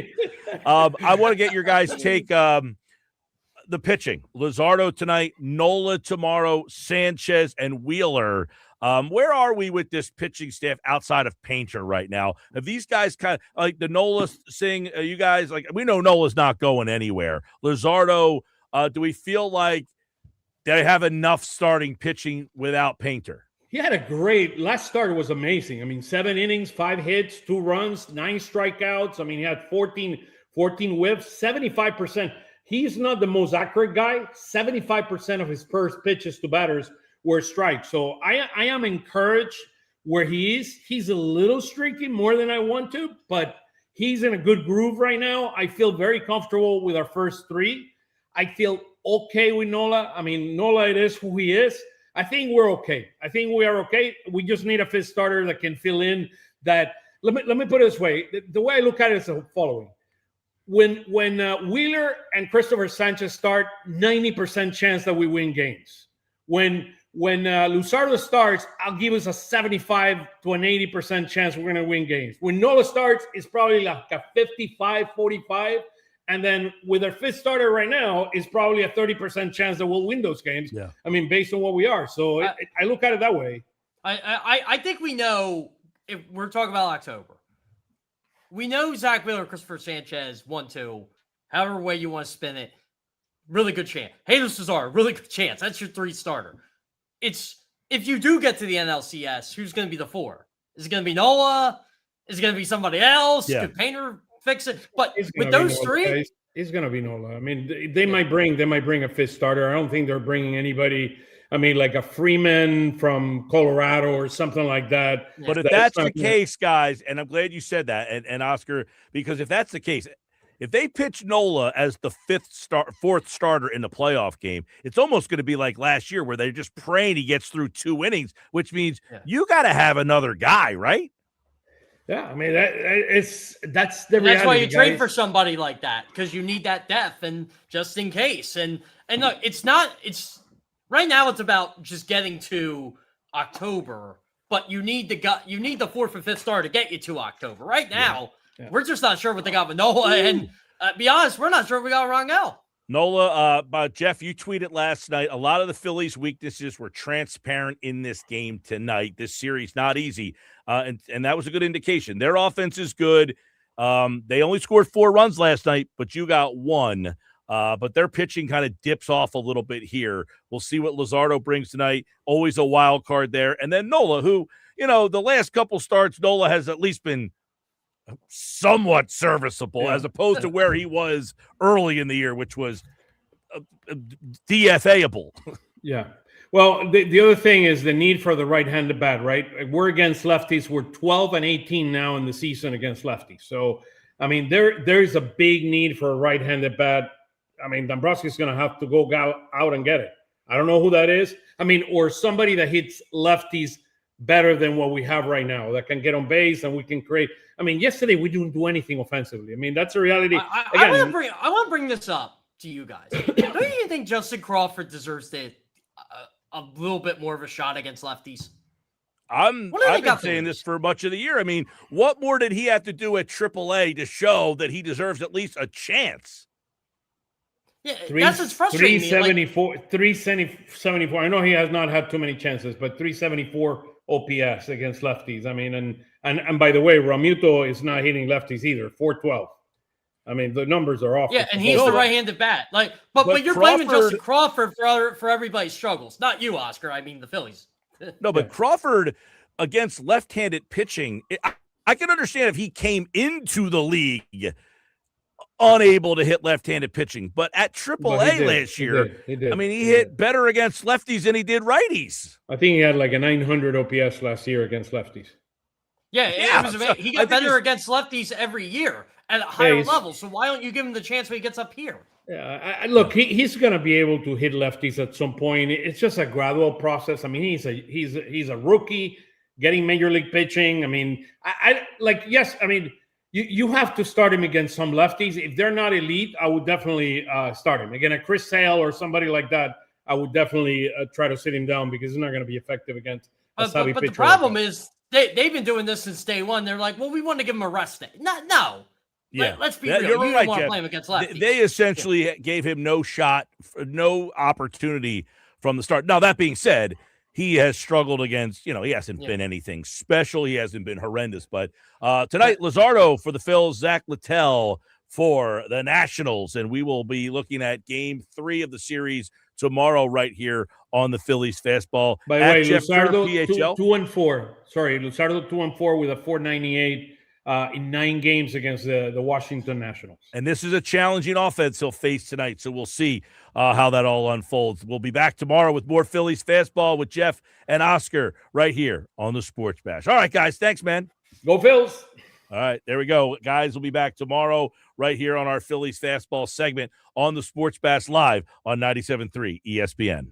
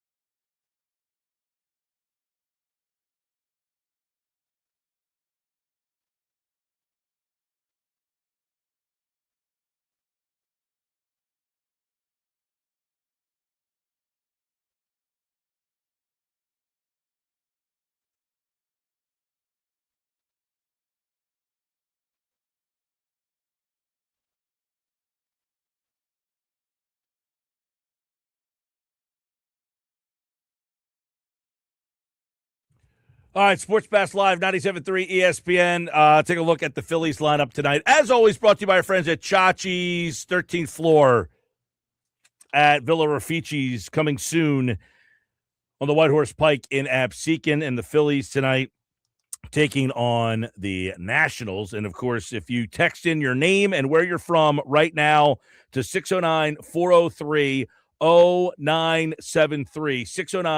609-403-0973, your name and where you're from, you can win a $100 gift card to Chachi's 13th floor if the Phillies score 13 runs tonight.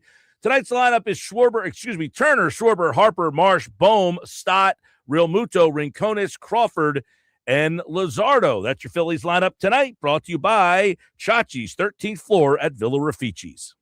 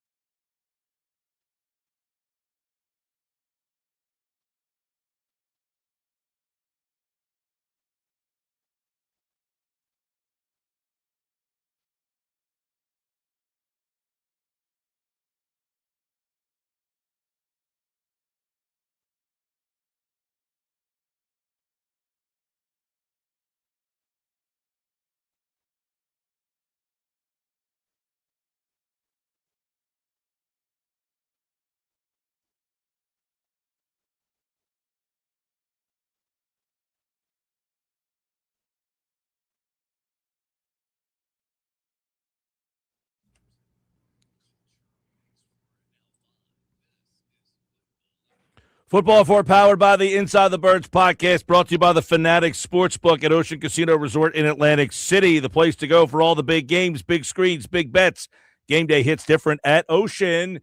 Geoff Mosher pinch hitting today for Adam Kaplan. We got a lot of stuff to get into. We still have a ton of mailbag questions that we will do throughout the summer here. We might fit some of those in as well as Mosher jumps back in on the Sports Bash Live on 97.3 ESPN. Of course, the Eagles have announced that they will be at training camp on July the 28th when their rookies and their veterans report. So we have just about over a month to go for that. But obviously, Geoff, we talked a lot yesterday about the news about Max Crosby, and I don't know where that thing's going to go. But I want to get into more of the Jalen Carter aspect here. I want to get your take. We did talk a little bit about him yesterday, but the more that I thought about this, because we have a poll question up today, and it asked the question if you would include Jalen Carter in a trade for Max Crosby. 73% of our listeners right now are saying no, they would not. Wow. Is that surprising to you that people are saying, no, do not give up on Jalen Carter? Because I would ask the question, do the Eagles agree with them? That's a great question. I think I actually tip my cap to the fans because I think they're thinking at it with a business sense and not as much of an emotional sense. I think most people realize that Max Crosby is an elite edge rusher, but also they're taking into account his age, how many great years he has left, the shape of his knees, right? Compared to Jalen Carter and how many years left he has, and also the widespread impact that a great defensive tackle has in commanding double teams and making things wide open for edge rushers like Max Crosby. So I think that's good sense. I mean, that's a good, I don't know if I agree or disagree. I haven't really thought about it like that, but I would say I think that is a good way of looking at it and thinking of it. Yeah, well, I was going to say, so, I mean, when that deal gets done with Simmons yesterday, as we discussed, I mean, do you think the Eagles are like, we've got to do something here because we do not want to give him that money? So do you have to try to entrepreneur a deal like this? I don't know what the Eagles do or don't want to give him to be able to.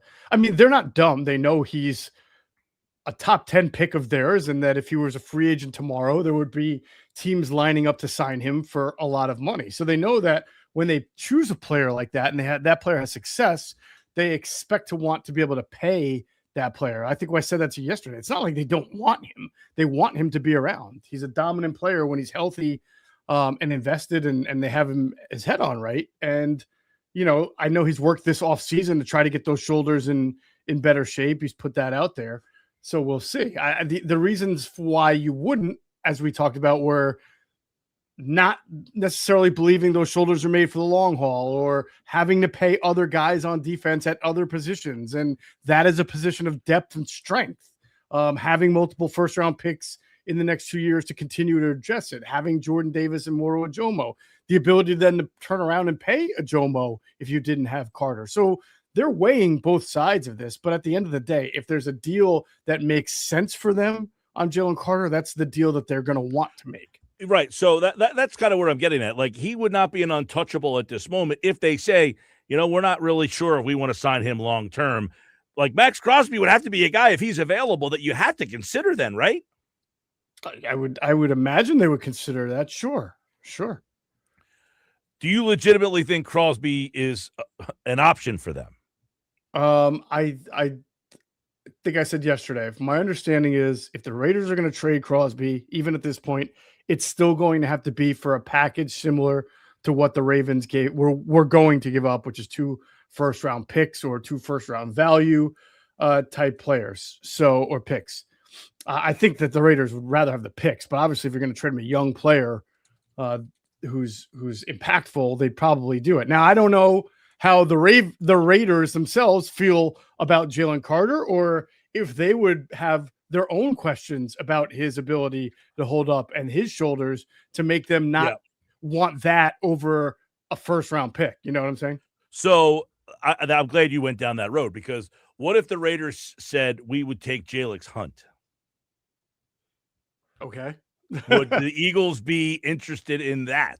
I think so. Yeah. I mean, yeah, I don't think that there's too many players the Eagles have outside of maybe the starting quarterback and the right tackle. I mean, who they're not going to be willing to trade to get Max Crosby. I mean, he's that good, and he instantaneously makes you, we talked about it yesterday, as much of a Super Bowl contender as you are now. You're even better if you have him. So I'll because I was not for just trading AJ Brown for future first round pick and not helping out the roster. Yeah. Yeah. What about that situation here? If you said, I'm not giving a player up, I'll take the player and give you 2 first round picks, essentially matching the deal that Baltimore did. Could they afford that? Could the Eagles afford that? Yeah. Yeah, absolutely. They could afford that. Monetarily, because Sure. you've got Grenard, who you've locked up. You've got Davis, who you've locked up. You still have to pay Quinyon Mitchell, Cooper DeJean. And I would say this, Jeff, and you can agree or disagree with me on this one.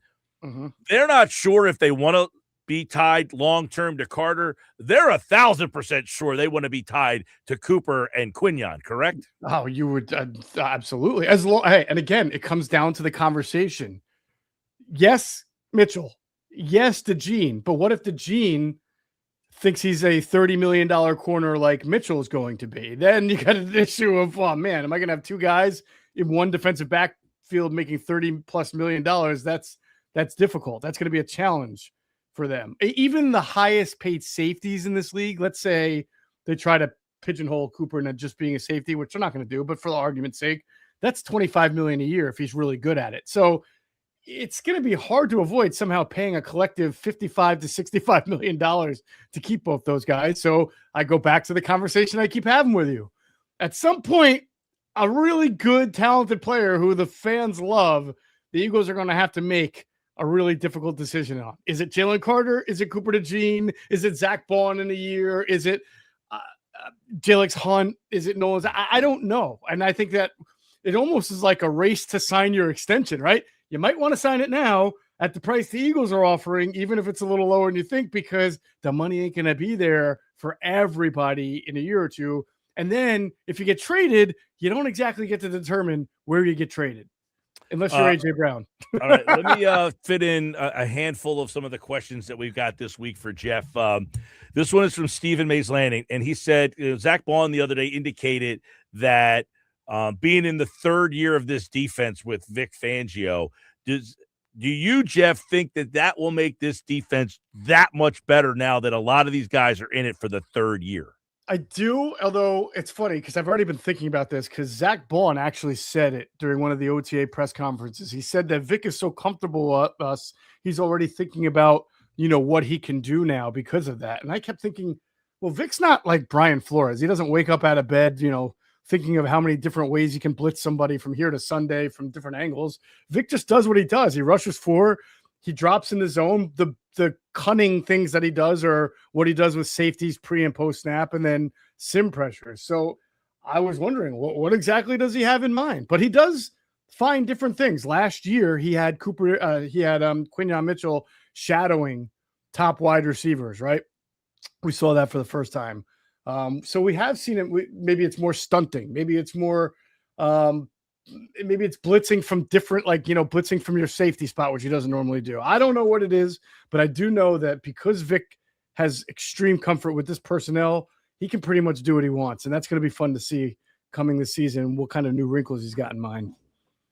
All right, this one is from another Steve. This Steve, though, is from Manahawkin. He asked about Andrew Makuba. Jeff, what kind of impact do you think Makuba will have this season?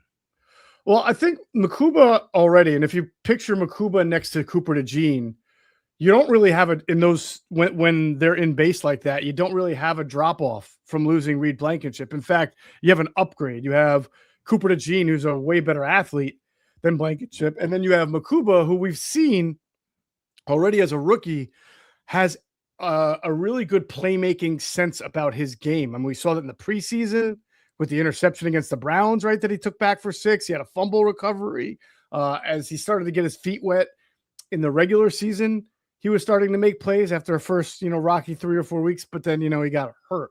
But when healthy, with a second year in Vic's system, with already a penchant for being a playmaker, and then put next to a guy like DeJean, I think you got a really nice athletic safety tandem there.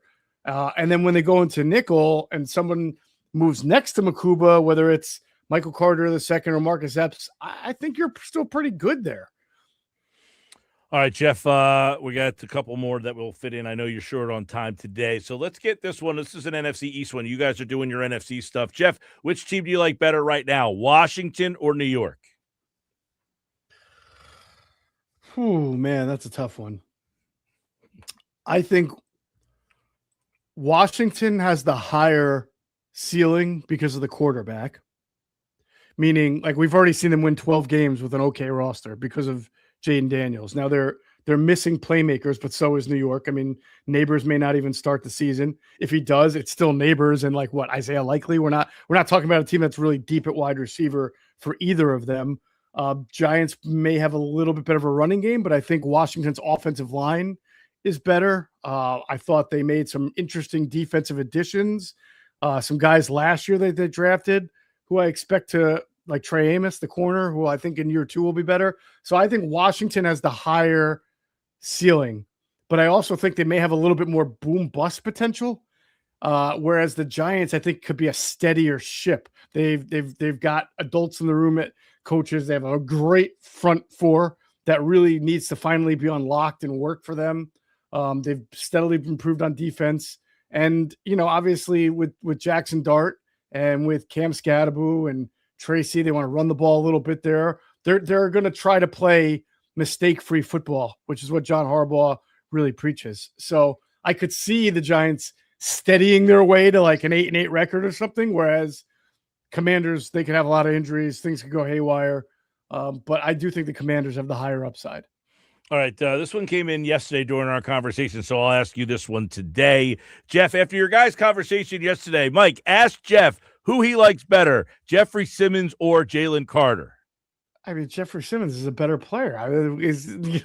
What is the argument against that? Hey, I just asked the questions here.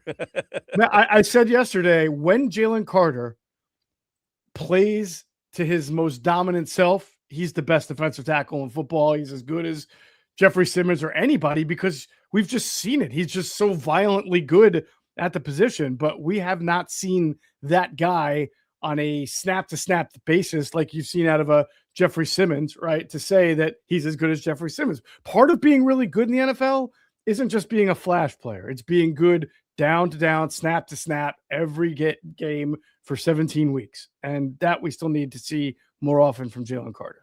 All right. Most pinch hitting today for Adam. And, of course, the Sports Bash Live on 97.3 ESPN with our Football at 4 brought to you by Fanatics Sportsbook, where you can check out all the big games, including the World Club, including the Phillies, which are all happening over at Fanatics Sportsbook. All right, Moshe, good pinch hit, man. You had about a 364 average on those at bats today. Sounds a lot better than any Phillies outfielder. See ya. See you, man. All right, Geoff Mosher on today's Football at 4, answering some of your mailbag questions. And, you guys keep sending the mailbag questions in. We'll keep popping them over to Jeff on the summer version of Football at 4.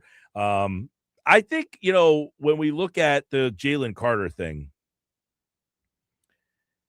if you in the organization do not want to pay Jalen Carter long term, you do have to explore trading him, don't you? If I'm Howie Roseman and I go to Jeffrey Lurie and I say, listen, I don't think we should sign this guy. I don't think we should make the commitment to him. And that last question from the guy in the mailbag, who didn't leave his name, by the way, but he said, ask Jeff, who do you like better, Simmons or Carter? If the Eagles deem that they can't trust Jalen Carter enough to pay him what he's going to ask for or what they can agree upon, they might say, listen, we have a number. Put it this way. Even if he took a team-friendly deal, they paid Jordan Davis $26 million per year. They have to pay Carter more than Davis. He's not going to take less than that. So even if he took a team-friendly deal, he's getting $27 million a year. And I don't think that's the number. I don't think 27 is going to get it done. So the Eagles have to be willing to pay at least $27 million a year to Jalen Carter. I'm not saying whether he's worth it or not. I'm asking whether they want to get to that number. And I'm not sure they do. And if they don't you have to make calls and include him in a deal if you want to make this year's team better? 609-403-0973. Let me go over to the poll question at Mike Gill Show. I'm shocked, and so is Jeff, by this. Right now, 73% say no. You would not include Jalen Carter in a trade for Max Crosby. 26% of you say yes, you would. So I am pretty shocked. I guess it's a good thing. A lot of people like Jalen Carter. That's not a bad thing. I like Jalen Carter, the player.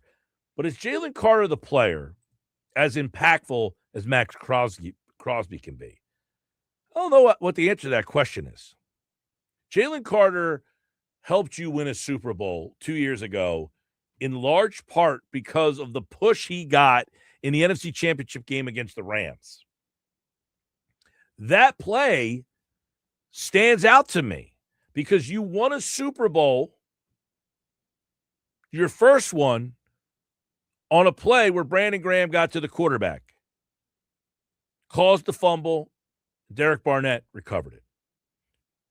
You got to a Super Bowl in large part because of the play that Jalen Carter made coming up the middle. So my point on this is you don't have to be the guy that gets 15 sacks, but can you come up in the big moment?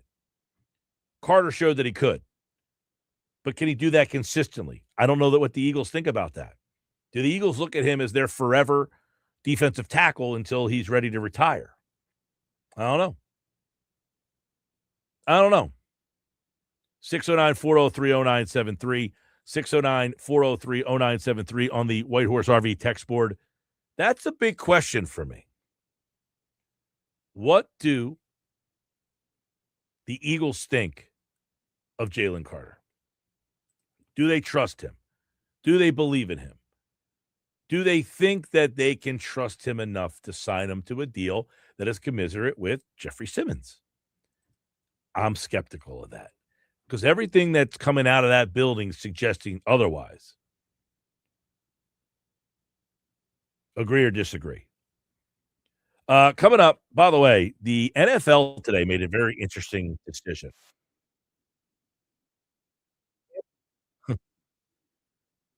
The supplemental draft. They decided to not have it.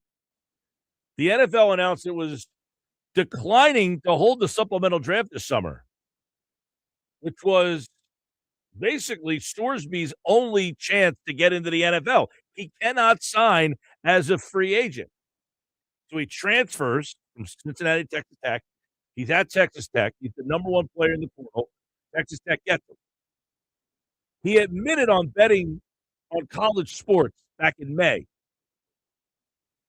So the timeline is this. He commits to Texas Tech. The NCAA learns about gambling. Texas Tech announces they're going to look into it. He sues the NCAA because he gets ruled ineligible. Court documents show that he placed thousands of bets, including 40 or more, on his Indiana team while he was at Indiana in 2022. A Texas judge has an injunction and says Storsby can play. The Big 12 files a lawsuit. They say no. Storsby then leaves Texas Tech. He applies for the supplemental draft. Today, the NFL said no supplemental draft. This thing just got interesting because there were teams that people thought could take this kid. So this is a guy who could have been in the supplemental draft. Somebody could have put like a 5th-round pick on, 6th-round pick, and got this guy. And now he won't play in the league at all this year. So what happens? He would have to now enter the draft next season. So sits out this whole year, no college football, I guess. We've seen NBA players play in the G League and then end up back in college. So it possibly could happen. We'll talk about more that Sports Fast Live, 97.3 ESPN, the 97.3 ESPN free mobile app. Don't forget, World Cup 2026. Celebrate with Soccer Fest at the Camden Waterfront now, June 25th. That's Thursday through the 27th, noon to 10. Sign up for New Jersey Youth Soccer Association sessions held at Rutgers Camden Field. Shop local at the Made in Camden Village. Check out the International Food Market, South Jersey's award-winning wineries, breweries, live music, and more. Be sure to take the Backgo to City Hall or the New Jersey Transit River Line. Register for free tickets in advance at soccerfest26.com. Nuggets next. More Sports Fast. Don't go away.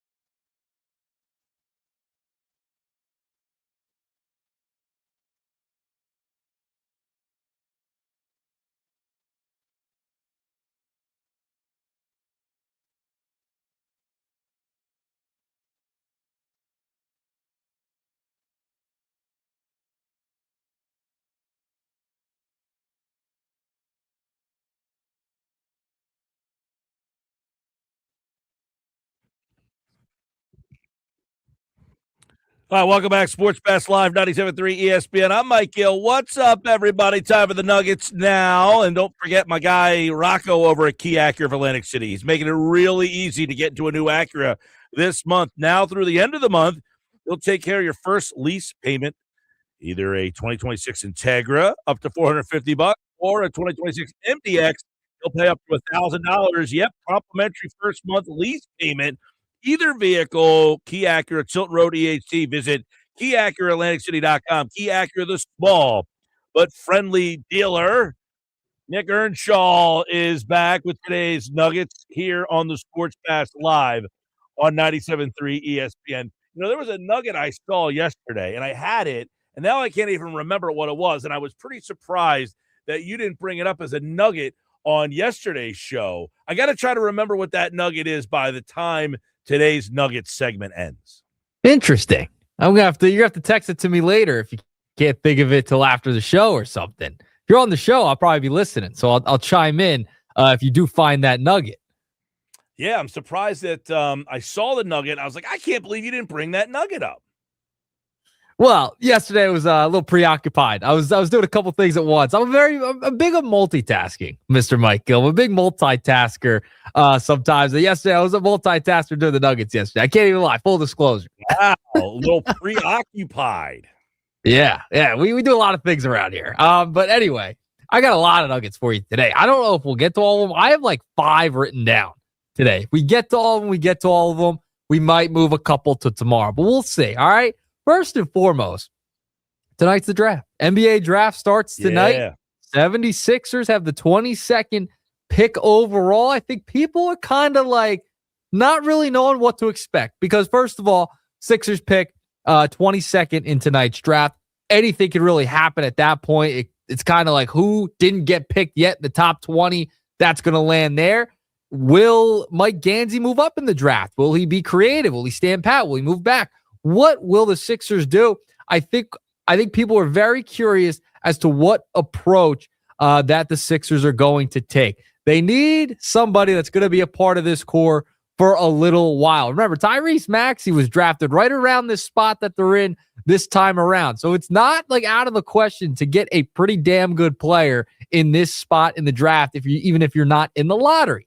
So I tweeted out last night, got some responses on it as well. My top 2 players that I'm looking forward to seeing where they go. And I think the Sixers, based upon where they're at, can get them. There's so many names being thrown out with the 76ers right now in different mock drafts, etc. But 2 guys that I'm in on are Dalen Swain, the guard wing from Texas, and Isaiah Evans, the wing from Duke. Those are my 2 guys that I really enjoyed watching and diving into that I think that would help the Sixers right away. Now, there are 2 different types of players. It depends on what the Sixers want to do. If you want Isaiah Evans, the wing from Duke, that guy could shoot the lights out. He's a 3-point shooter. He'll shoot it from anywhere. He's not afraid. He can go nuclear at times. That is a guy that I am in on, Isaiah Evans out of Duke. That would be somebody, if you want the Sixers to draft a 3-point guy, shooting threes, just no emotion, just shooting it whenever he can. That is the guy you want. Now, Dalen Swain's an interesting and has come up as a player that people are either in or out on. And the reason is he's not a great shooter, okay? The shot's a little wonky, okay? But the guy can get to the basket. He's a great defender. He pushes the pace in transition. He could get a bucket whenever you need him to. He can get to the rim and go by anybody. And he's very athletic. So he's a guy that people have talked about in the Sixers realm, could fit as a wing. They need athleticism. They need a guy who can defend and he can also rebound, something the Sixers very much struggled with. And that's why I like Swain, is because he's one of those guys that finds the ball, right? He's a guy he led the Texas Longhorns in rebounds last year. He's a guy that will position himself to get a rebound and be in the right spot at the right time and will fight for a board. So that's why I like Dalen Swain. So it depends on what you're looking at. Sixers struggle to rebounding, struggle to 3-point shooting. Okay, so either way you could go. Those are the 2 guys I like the most heading into this draft. Swain's interesting. He reminds me more of a wing player. He would be like a guy they lacked last year, quite frankly. If Paul George was unable to play, or he just, he would be, I don't want to say a Paul George. Paul George a little bigger, but he's more in that mold, more of a wing, more of a guy who would be, a Dominic Barlow type, or a guy like that who is more of a two-way player, good defensive player, can shoot a little bit. Very inconsistent. I don't know that he's going to be a great NBA scorer. Did average about 19 a game at Texas, 41% from three. He's a name that I've seen come up in a lot of mock drafts. He is a junior, so he's a little bit older. If you want a player that's a little bit more polished, but definitely someone that would probably serve well to learn, to work with Paul George. So he would be one. Who was the second guy? Isaiah Evans from Duke. Okay, that's what I thought you were saying. He's kind of a combo, a little too small for what he does. Not a great shooter at all. I actually would be interested. There's a couple of guys who I do have, a lot of people keep talking about, you got to get someone to back up Joel Embiid, right? You got to get someone that could be that athletic guy that could be the backup to Joel Embiid. The problem is, I don't know that player really exists. I know a lot of people go with Sinak from Arizona, not Arizona. Is he Arizona State? Houston, right? Houston, yep. I know he's been a name, 6'10", guy that's about a 9, not a great scoring player, but could he rebound? He doesn't do much for me if I'm looking for somebody to back up and beat. So if I can't find that player, and Swain is a name that is definitely on the list. One of the other guys that I think would be pretty interesting is Pete from Arizona. That's where the Arizona player comes in. His name has been brought up a lot. Very athletic. He is a guy that not a great shooter, but a tremendous athlete. I think he's a good defensive player. Would be a guy, though, that can come in and help you play right off the bat. So then I go to the big center from North Carolina, Visar, who is, I don't know if he comes in and helps right away. Henry Visar, guy's a double-double. Can he rebound? He's a good shooter. Could he be a stretch? That would be a guy that would be somewhat intriguing, but I don't think that they would go that route. So there's one other guy that I think you could look at, and that's Alex Caravan from UConn, who is a winner. He's a senior, so he's a longtime player. All he's done is won. He reminds me of the kind of guy that you just have to have on your team, right? Do you go down that route finally? After watching, we were talking to Evan Cohen earlier today. After watching these NBA playoffs, do you get a player like that? He's your Caruso. He's your guy who's the pain in the ass. He's the guy that just always wins. He's the guy that you take as the intangible player. I don't know that you do that at 22, though. Yeah, I'm very curious to see what they do. Like, if they stay put at 22, depending on who falls to them at that point, because you look at so many of these mock drafts. It's all over the place. There's you just rattled off a bunch of names. I rattled off 2 names. Like, there's so many different ways the draft could go this year, and it's supposed to be a really good class. So I think they're probably going to stand pat. I can't see them really moving up at all, but we'll see. This is Mike Gansey and Bob Myers' first go around, right? Daryl Morey's had a lot of success at drafting as the president of basketball operations for the 76ers. These two, we'll see. This is the first iteration and their first draft pick heading into this tonight. Yep, Gansey did run the draft for Cleveland. Morez Johnson, by the way, if he fell, I might have some interest there. The Michigan kid. Yeah, that would be interesting. He's a guy that's probably more top 15 than top. The Sixers pick 22, but I think he's more in the top 15. If he started to fall, he would be an interesting guy that I might be interested in trading up for. Yeah, I'm fascinated to see if they use their assets to move up maybe a couple spots to get a guy that they're targeting. That's what I'm very curious to see if they're doing it. They need someone who could rebound. They need shooting. Those are the top 2, I think, priorities. If you're the Sixers, that's what they need. Unfortunately, they had Jared McCain who could shoot. They just didn't utilize him correctly, and then they trade him. So, you're kind of just replacing that if you go with another shooter and get another guard. Yeah, well, I definitely think getting a guy like Caravan, who's kind of like a winner, right? He's made big different shots. Mentality. Yes, to get that player like Josh Hart, not a great shooter in college, not a great shooter, but in big moments. They got a lot of guys like that. Caravan is the big moment guy. He's not afraid of the moment. He's always seemingly made the big shot. So he would be. Now, I think 22 probably a little too high for him. Yeah, I think so too. All right. Moving along, nugget number 2. I don't know if you saw this yesterday. Apparently, this was the second time that it's happened. Jazz Chisholm, New York Yankees player, was out in the field, right? And, growing up, if you played baseball or in your case, Mike, you do coach, you're pretty much told, I was told all the time, don't even chew gum when you're out in the field. Don't have seeds while you're out in the field, etc. Well, Jazz Chisholm had a lollipop while he was out playing in the field. What kind of team were you on that they told you don't have seeds while you're in the field? No, I was not allowed to have anything while I was out in the field, by the way. When I was playing travel ball growing up, no seeds, no gum. There were nothing. They told us to have nothing out there. Now, would some of my teammates sneak some seeds out there? Absolutely, all the time. But Jazz Chisholm, he pulled a big no-no. Lollipop. He had a lollipop in his mouth while playing the field last night for the New York Yankees. Unbelievable. People were going nuts about this.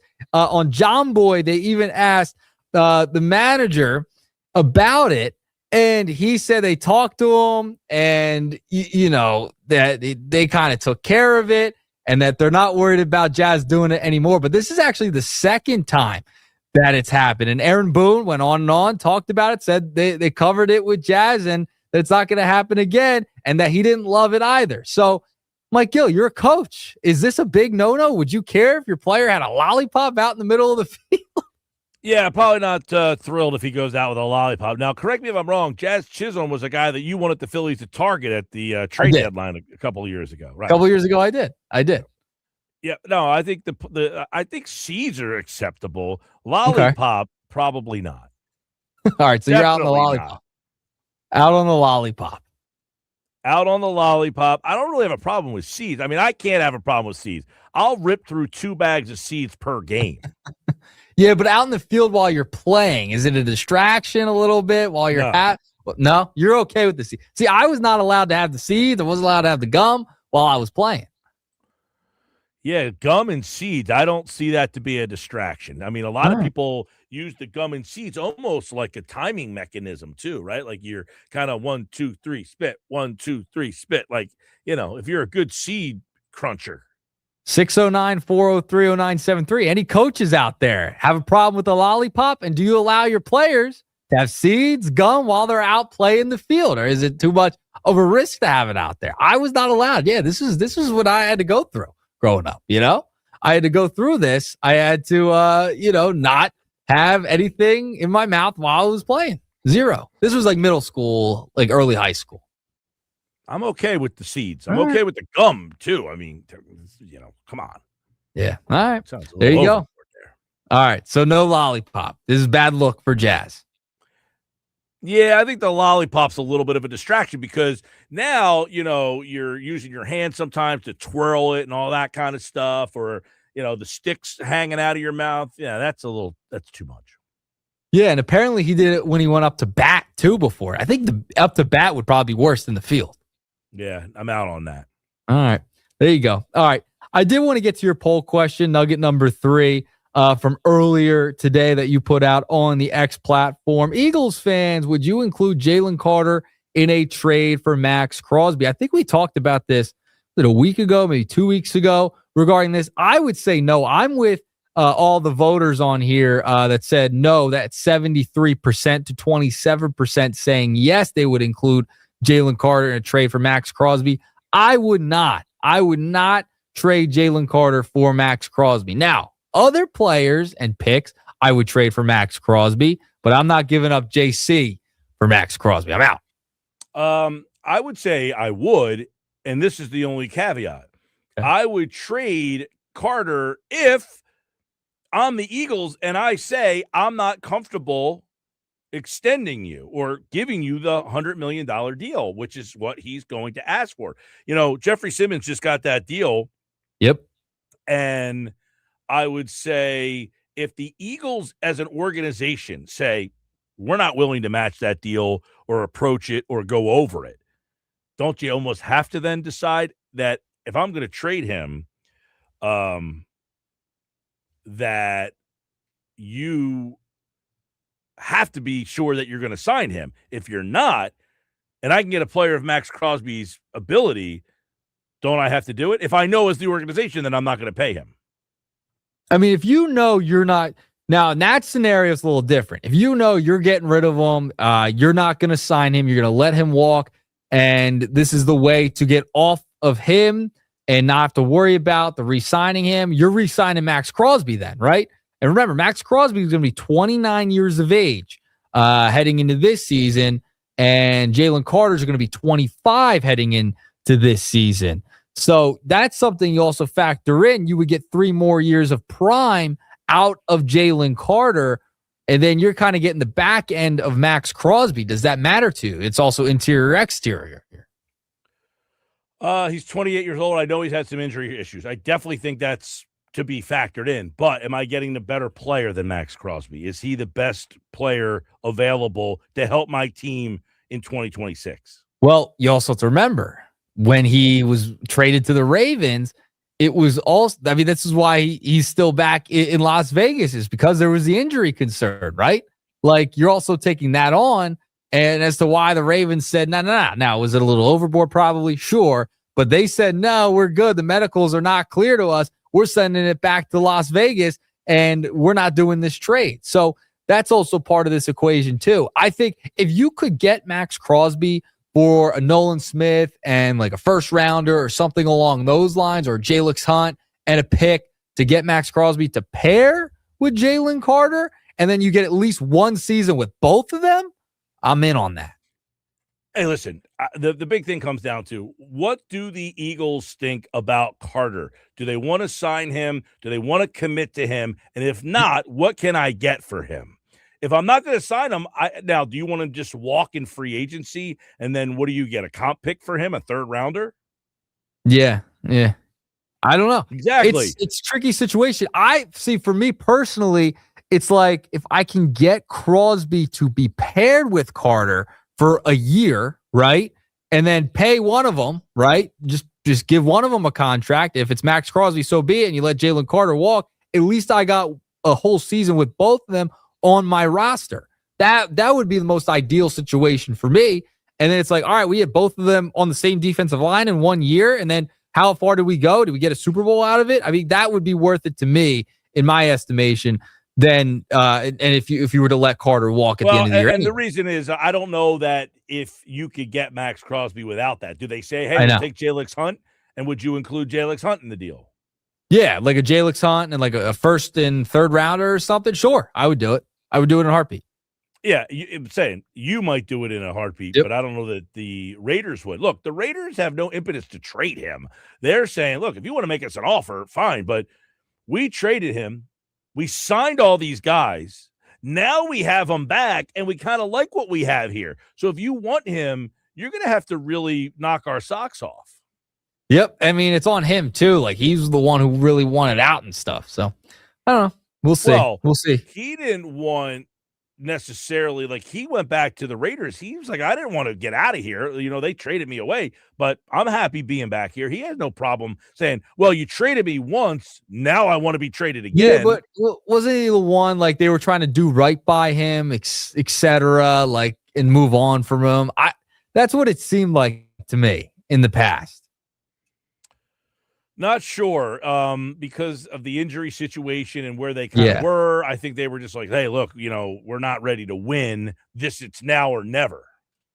Yep. All right. We got 2. Yeah, They got 2 first-round picks for him. That was, I think, where it came in, of where he was at the time. Yep. And now he's still back in Vegas. We're still doing this over and over and over again with Max Crosby. We'll see. He might just stay a Raider the rest of his career. Who knows? All right. Final nugget before I get out of here. Did you see this, Mike? That Phillies fans, I was reading in NBC Sports Philadelphia, Phillies fans can rent a Fanatic-themed apartment for $19.78 per night, and it will include tickets to the MLB All-Star Week. So Booking.com and the Philly Fanatic teamed up, and they are letting a guest stay at the Fanatic's Fantastic Pad, a fully themed 2-bedroom apartment on at Ovation at Broad and Bainbridge Streets. So this stay is available on a first-come, first-served basis beginning July 6th. And the reason it costs $19.78 is a nod to 1978 when the Fanatic debuted. You gonna stay at a Fanatic-themed apartment for All-Star Weekend, Mr. Mike Gill? At that price, I mean, where do you see a price like that these days? That's what I'm saying. $20 a night, essentially, to just stay in an apartment, have a stay, you get to go. I'll stay the whole month. Can I stay there forever? Honestly, it's way cheaper than my rent. I'll tell you that right now. That is not even close to what my rent is. $20 a night. Yeah, you're in. I mean, I did see that. I actually saw it right before you came on here. I was wondering if that was going to be included in the Nuggets today. That wasn't the one he talked about when I first came on, right? That you're like, No. you didn't bring this nugget. Okay. I can't find that one that I saw and I thought was like, man, that one is kind of interesting. Did you see the Phillies hats for Hall of Fame weekend? I did see them. Thoughts on that? They're the ones that they've only used for one season. It was in 1913 or something like that. Yeah, it's a nice, more of a block P.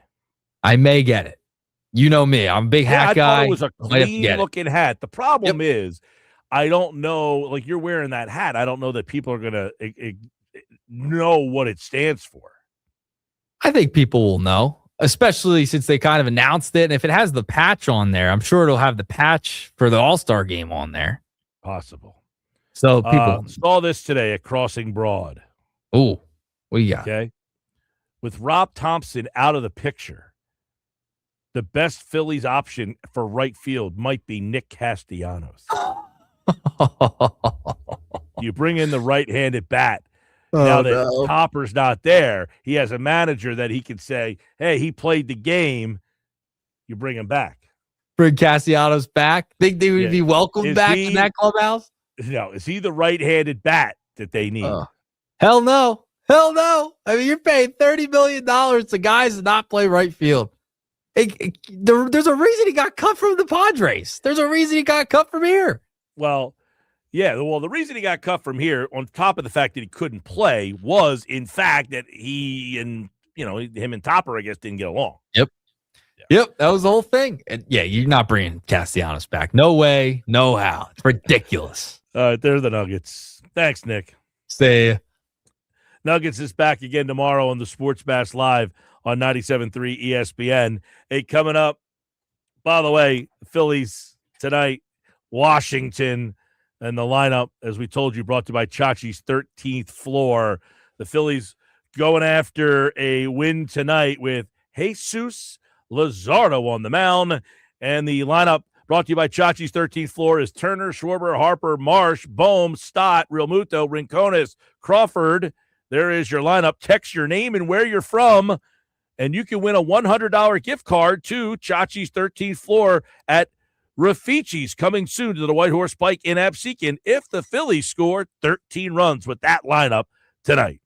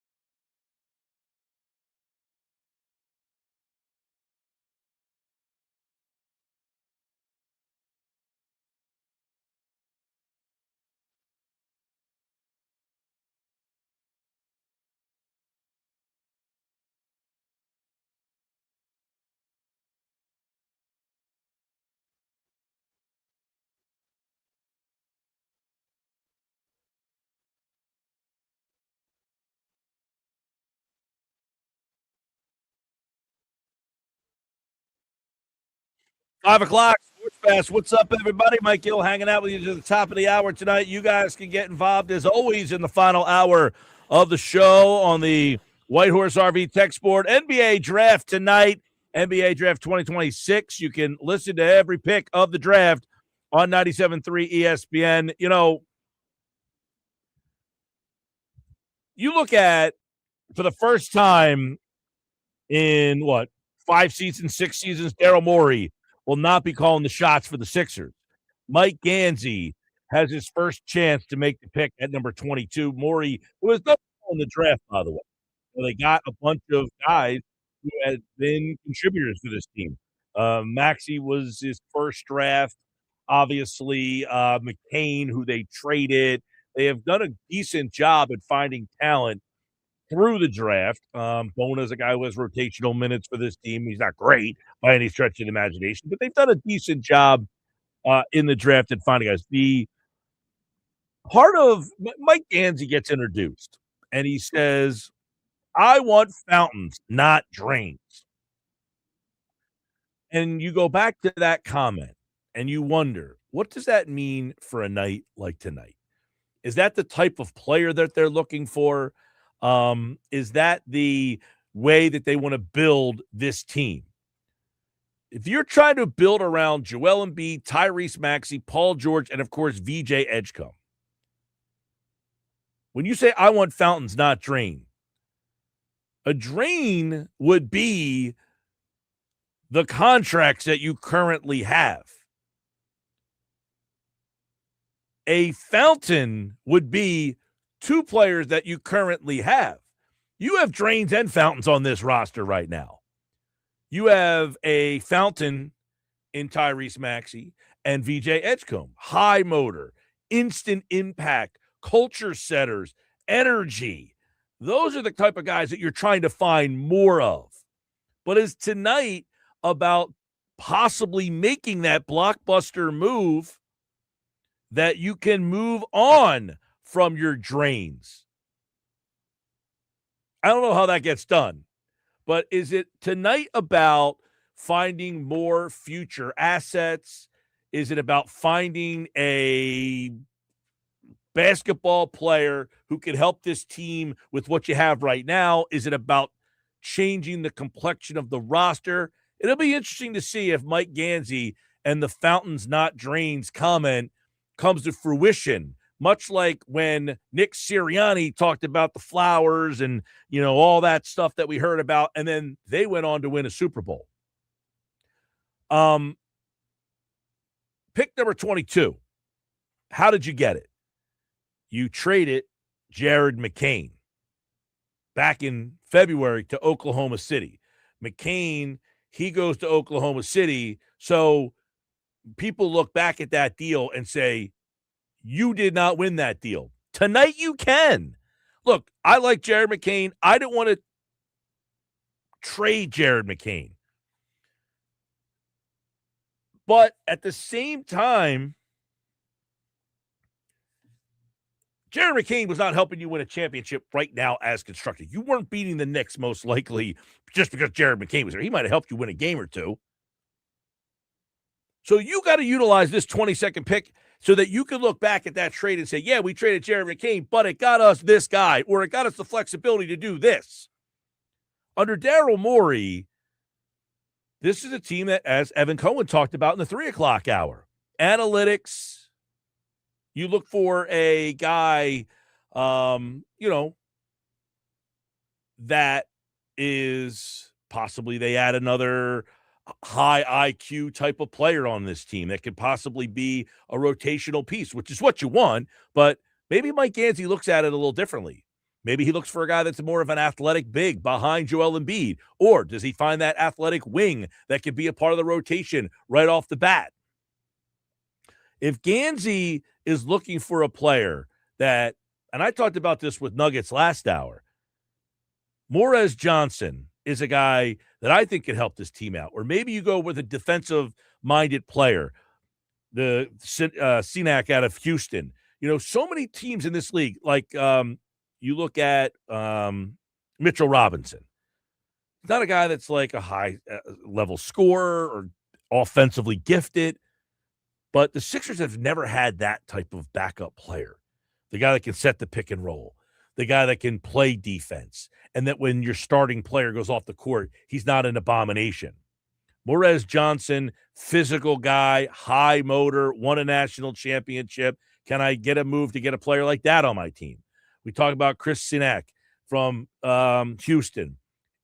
You got to find players that you have basically turned your back on here the last couple of seasons. They've never found a backup. Now they tried, Drummond. They tried the Drummond thing, and that was supposed to be a steady player, and he just wasn't the same player.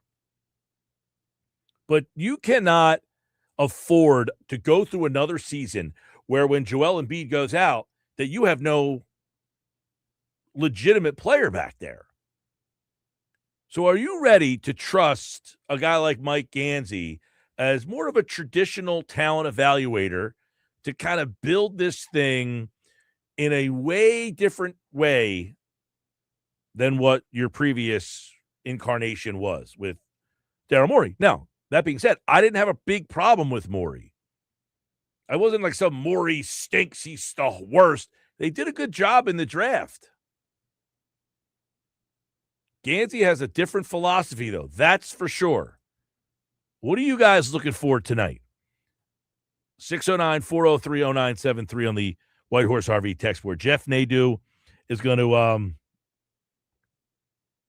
join us in about 13 minutes from now to see. He's got a bunch of stuff on the Sixers, different prospects, the entire draft, some second-round steals. Now, the Sixers do not have a second-round pick.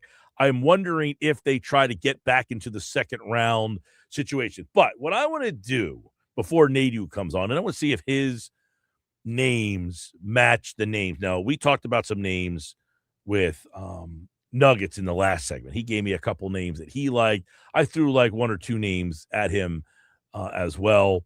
One of the things that I definitely, so I got a list of what? 1, 2, 3, 4, 5. 1, 2, 3, 4, 5. My handwriting is not very good. 1, 2, 3, 4, 5, 6, 7, 8, 9, 10. Okay. I wrote down 10 names earlier today that I was going to throw at Nadu. So I want to hear what Nadu, who certainly knows a heck of a lot about college basketball prospects than I do. Okay. I watch a lot of college basketball, nowhere near what that dude watches. Dylan Swain, he would be on my list. He's a guy that we brought up, and I saw him in a lot of mock drafts. Swain, wing player, definitely something that they could use, wing depth. I like the fact that he's a two-way type of player, can play defense. So Dylan Swain would be on the list of guys that I think you could hear his name called tonight. Alan Graves, Santa Clara, 6'7", another high IQ kind of wing player, very good both ends of the floor. I think he could be, I don't know. I would envision like a Derek White. That's what I kind of feel when I talk about Alan Graves. Chris Sinek, we talked about him from Houston, 6'10", big guy, definitely more of a rebounder. Definitely could use that. I think he's a project, though. Not sure he can play right away, right? I'm not sure that he can come in and actually say, I'm ready to play today as your backup center. That worries me a little bit. LeBaron Fajan is another guy.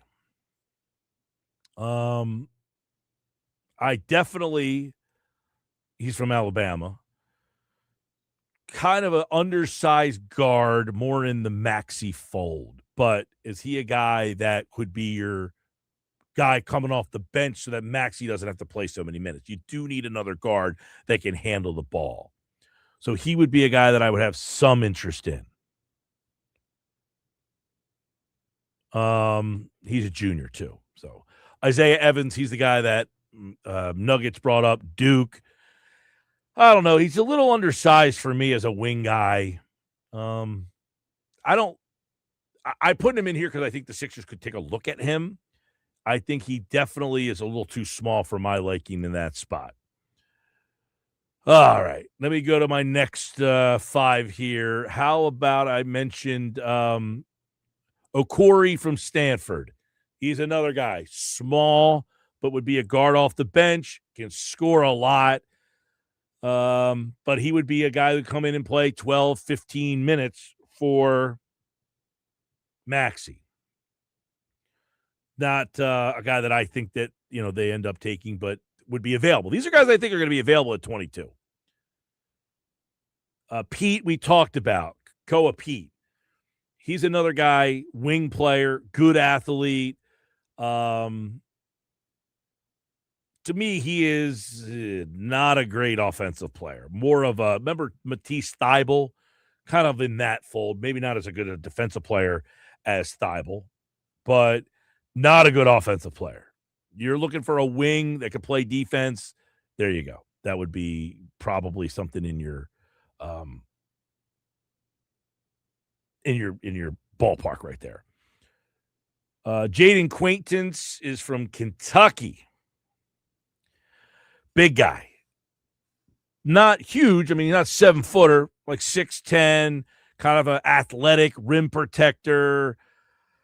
Probably be a good backup center. Could probably does have some knee problems, but very athletic and maybe can help you play right away. Maybe can come in and play. Did not play a whole heck of a lot. Doesn't have a lot of experience at all, but would be there at 22 if you're looking for a big guy. Talked about in the last hour when Nuggets was on, he told me to give him 3 names that I liked as well. Henry Vassar, he was the guy that I gave Nuggets last hour. Now, he's an interesting guy. He is a big guy, 6'11", but he's more of your floor spacer. He's more of your stretch. North Carolina, tough guy, defense mobility problem, though. Not a great athlete, but definitely think he could fit as a banger and a shooter. Kind of like the what's it called? The guy out in Milwaukee. The 2 brothers. Man, what the heck is his name? It's escaping me right now. But that would be an interesting name. And then the last guy is the St. John's kid. Another big guy. You need an athletic big. You definitely need somebody that can rebound. This is something we're going to be talking about a lot. Zobi Ejiofor. I definitely think that you could see him play. He's a wing player.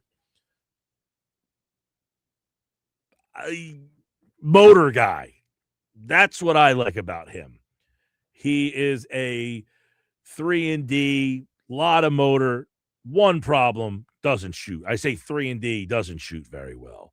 So he would be a guy that I think you need a lot of work with on the shot. Like a Dominic Barlow, not a great shooter at all, but those are a couple of guys that I think could be there at 22. What do you guys say? 609-403-0973. Yes, Sixers need a 6'10" who can play power forward and average 10 rebounds a game. You are correct. Don't know that Morris Johnson, who I talked about, I don't know that he gets to 22. That's why I didn't include him with these guys that I just talked about. We'll talk to Jeff Nadu. We'll get his favorite plays, his favorite picks, games, numbers. We'll get all on this trip. Draft segment with Nadu. If you have questions for Jeff, send them in 609-403-0973. Those are some of the names that I like. Jeff Nadu's next. Don't go away. Plus, Nadu was down the shore here recently. I got to see where he ended up going. I know he's down here. We tried to connect. Plus, Nadu's got a birthday party coming up. I wonder if I'm on the invite list. We're back with more Sports Bash on 97.3 ESPN.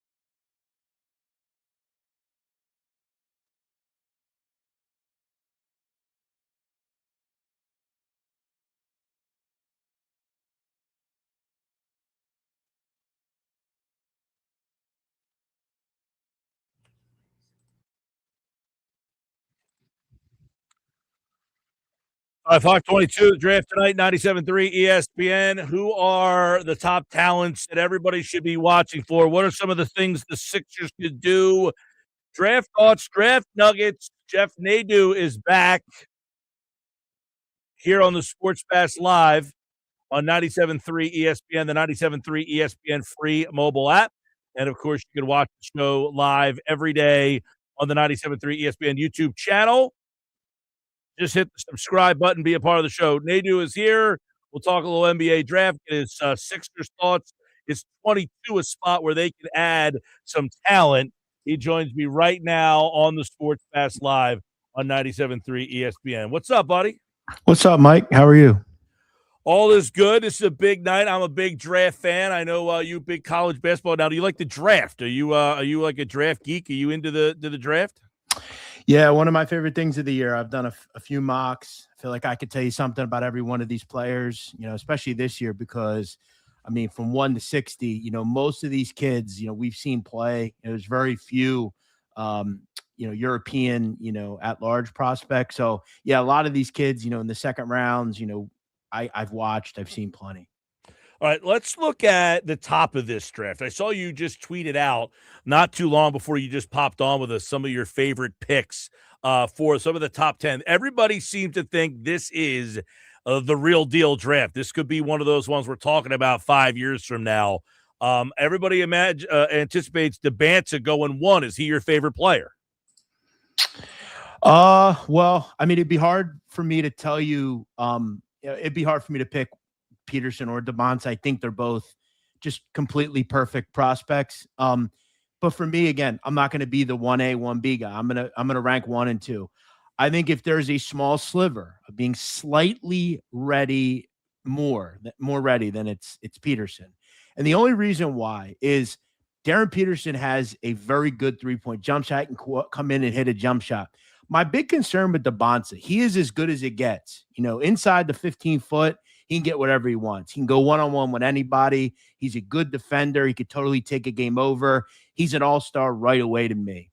But, Mike, to me, what makes him to go from all-star to Hall of Fame, which both these individuals could be, I related a lot to Kawhi Leonard coming out of San Diego State. Kawhi Leonard was one of the best defensive players in the country. He could get anything like DeBanza in, kind of the three-point line and in.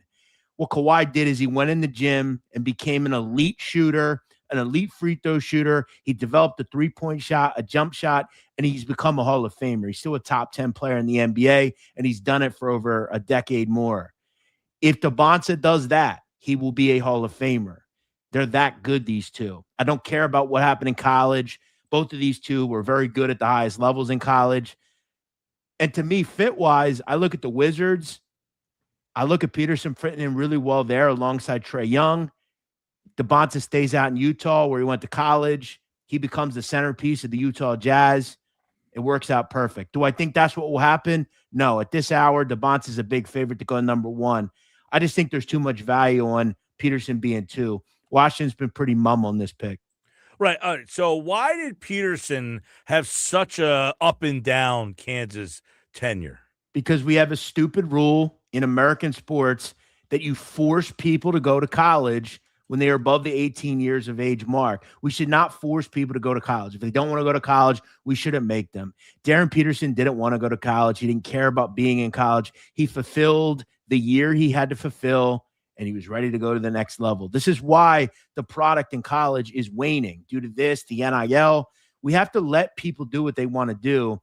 I don't care about what Peterson did in college. It doesn't mean anything to me. There's a player for the Atlanta Hawks, Jalen Johnson. He literally left Duke in the middle of the season. He averages 23 points a game. I couldn't care less what he did in college. Darren Peterson's future is in the NBA, and he's going to be a high-level player doing it. All right, Nadu, let me ask you about Boozer. Obviously, he could step in. Seems like – well, actually, let me go back to the DeBanza-Peterson thing too. Obviously, the Utah aspect of DeBanza. If you're Washington, are you worried that he doesn't want to play there? Yeah, I think the worry with like Peterson, he spurned Utah. He didn't go work out there. I think right. So in other words, if DeBanza goes 1, could Utah take Boozer at 2? I don't see it. I just think there's these players are too talented. I think a lot of the time, we've seen it once in a while where a player that just doesn't want to play somewhere. Again, that's why I think it works out where Peterson goes to Washington and that works out fine. Devonta goes to Utah and that works out fine. I think Cameron Boozer is a really, really good prospect. Is he these two? No. Look, he's still really good though. And if these two weren't in this draft, he would be the number one pick by a wide margin. You put him in other drafts, he's the number one pick. This is an extremely good talent draft. I mean, you look at even deep into the 20s, there's some really, really good players in this draft. You could go into the second round, Mike, and I could tell you guys that I think will be really good pros. This is just a really deep draft with a ton of talent. Yeah, we're gonna get into that. I mean, I like Boozer. I really like Caleb Wilson. I mean, yeah, big time there, and he's plus 1,200. He's not gonna be the number one overall pick though. So Caleb Wilson, Mike, was a guy who was injured at North Carolina, really around the middle of the year. There were people saying before he went and got injured, a lot of people thought he may be a top 2-3 pick. He has a tantalizing future ahead of him. He's a guy with a lot of bounce to him, really raw. He's really quick, though, for his size, big-time motor. I think he's a good defender, too. A guy who, when it really came down to it, I could maybe see him going over Boozer. The only problem is he's coming off an injury, and that's kind of the knock. Like when we talk about the Sixers, there's a guy mocked to the Sixers that I wouldn't want any part of due to injuries. So, again, him being off in an injured season hurts Caleb Wilson, yeah, and then you've got Akoff, who people are loving all of a sudden as well. He's one of these guys that goes to the combine and starts to jump off the page at you, and a lot of people, looking at him as, these five guys. Is he in that top five for you, or do you go 4 and then the drop off? Really 3 or 2, then the drop to 3, 4, and 5. You like 3, 4, and 5, like in that little patch? Well, when you look at this draft, if we take Peterson out of what I'm about to say, Darius Akoff is the best guard in this draft. I would take him over Wagler. I would take him over Flemings. I would take him over Michael Brown. Darius Akoff is one of the best scorers in this draft. The issue that it's weird that NBA teams are starting to care about all of a sudden is he doesn't play any defense. He's too small. I heard the same things about Jalen Brunson. He just won the NBA title. If I was Brooklyn, I would take him at 6. I think he'll be there. I don't think they're going to. They seem to like Michael Brown a lot, who's also coming off kind of an injury-riddled season. Darius Akoff will sell tickets. Darius Akoff can drop 40 at any time. He did it a couple of times this season. He loves the big lights. And one thing I love about him, Mike, is he's not a diva. He doesn't jump on social media. He's not making these stupid videos. He's got heart. He's a guy who just does his job. He doesn't care where he goes. He just likes to play basketball. I love Akoff. Big fan of his. I've adored him since he came into college basketball. A lot of people going Akoff as we get closer to here. I'm hearing a lot of what you're saying there. Brown, what's your thoughts on Brown, Wagler, that group right there? Because there's a drop-off right after Akoff with that next group. Yeah, so Mikel Brown is a guy who, again, another freshman, had a lot of time where he didn't play this year due to injury while at Louisville. Now, when he was not around, Louisville looked like a different team, straight up. I think it's really just going to be about, once you get into these picks, just kind of need and where you are. I don't know if Brooklyn really has a set need. I feel like they have all sorts of problems. They obviously drafted Igor Demon last year. They recently got, a Danny Wolf. I think they probably go guard. It's really a question of who's there, right? I think if Brown's there, they will take him. Wagler's really jumped off the board to a lot of people. He's kind of that first guard a lot of people want to take. Me personally, I just think it matches fit. The Clippers really want someone to fit next to Darius Garland, and Wagler can be off the ball, but he can also be a point if you need him to be. And he did visit there. He did cancel trips to other places, so it kind of makes sense there. But me personally, I think the best guard outside of Peterson in this draft is Akoff. I would put Wagler second. So the interesting team here is Atlanta at 8. This is a team that's a playoff team. Won 2 games against the Knicks. They gave them the only 2 losses, and they have the 8th pick in the draft. I find that that's a very interesting spot that could really, because I don't know about you, if you're one of those top 7 teams, is anybody looking to move? Maybe the Clippers?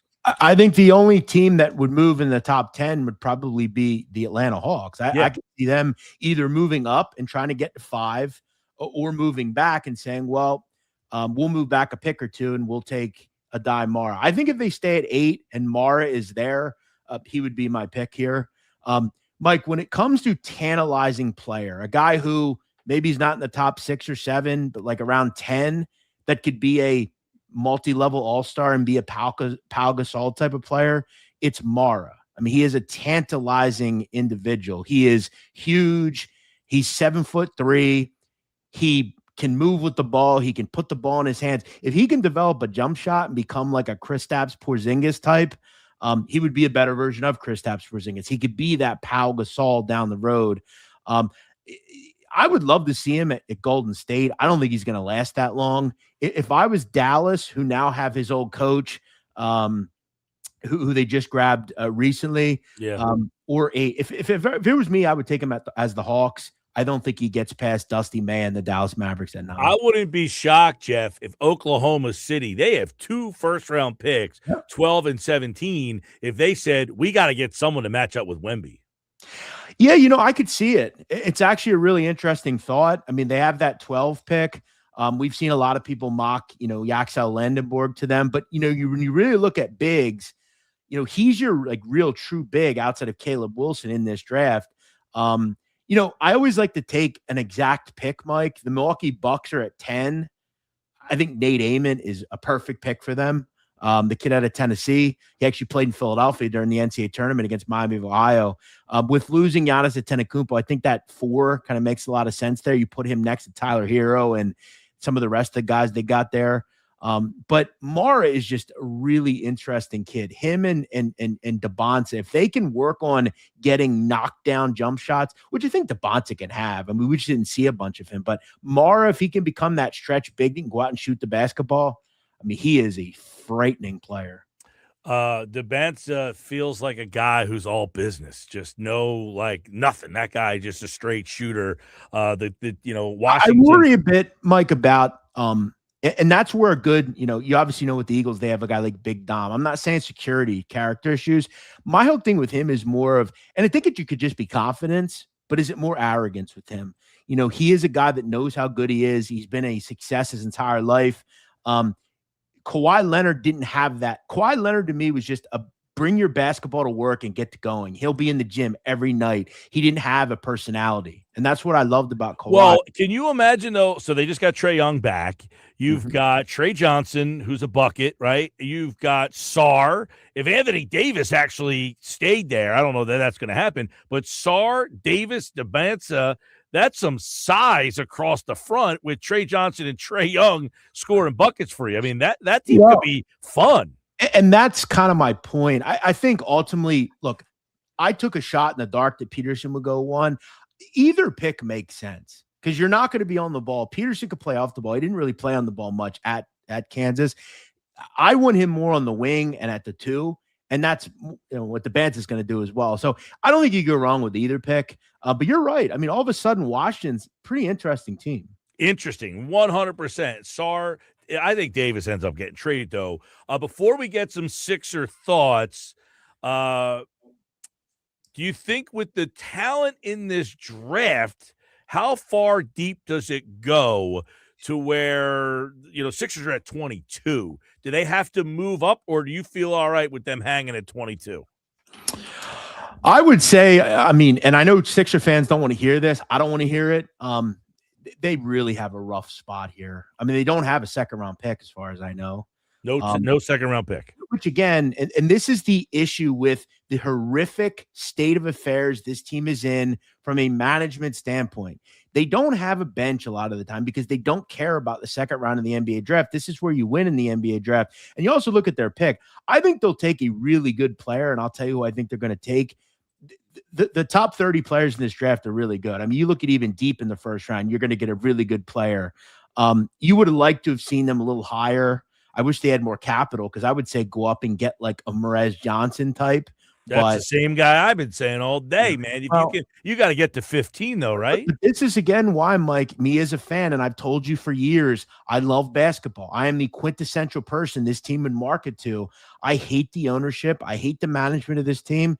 They have taken them into a really bad spot. And now you look at this draft, one of the best drafts in really ever, and you have no capital. It sucks. Yeah. I agree. So with that, they're at 22. Bad spot, or is there a couple of guys that you're hoping could get to you? Yeah. So if Alan Graves was there, he would be a pick guaranteed for me. I would not let Alan Graves go past me. The problem that I have is Alan Graves is probably someone that gets picked in the top 20. Alan Graves, a lot of people don't know who he is. He went to a school called Santa Clara out in California. Right. This guy analytically is what we would call a stat stuffer. He does everything. Okay. This is a guy who will get rebounds. This is a guy who can pass well. He blocks shots. He's a great defender. He's a good scorer. If he would have come back to high school, or not to high school, to college, I think he would be a top 6 or 7 pick next year. He wants to leave and he wants to get out. I think he would make a lot of sense for this team as well. You're going to hear a lot about his foot speed and explosiveness. I'm tired of hearing about that. Jalen Brunson, I was told, wasn't fast enough, and he's been just fine. Alan Graves is a terrific pick. What's more likely to happen, and this is my concern, because we know, Mike, they're not a good team when it comes to drafting and analyzing talent.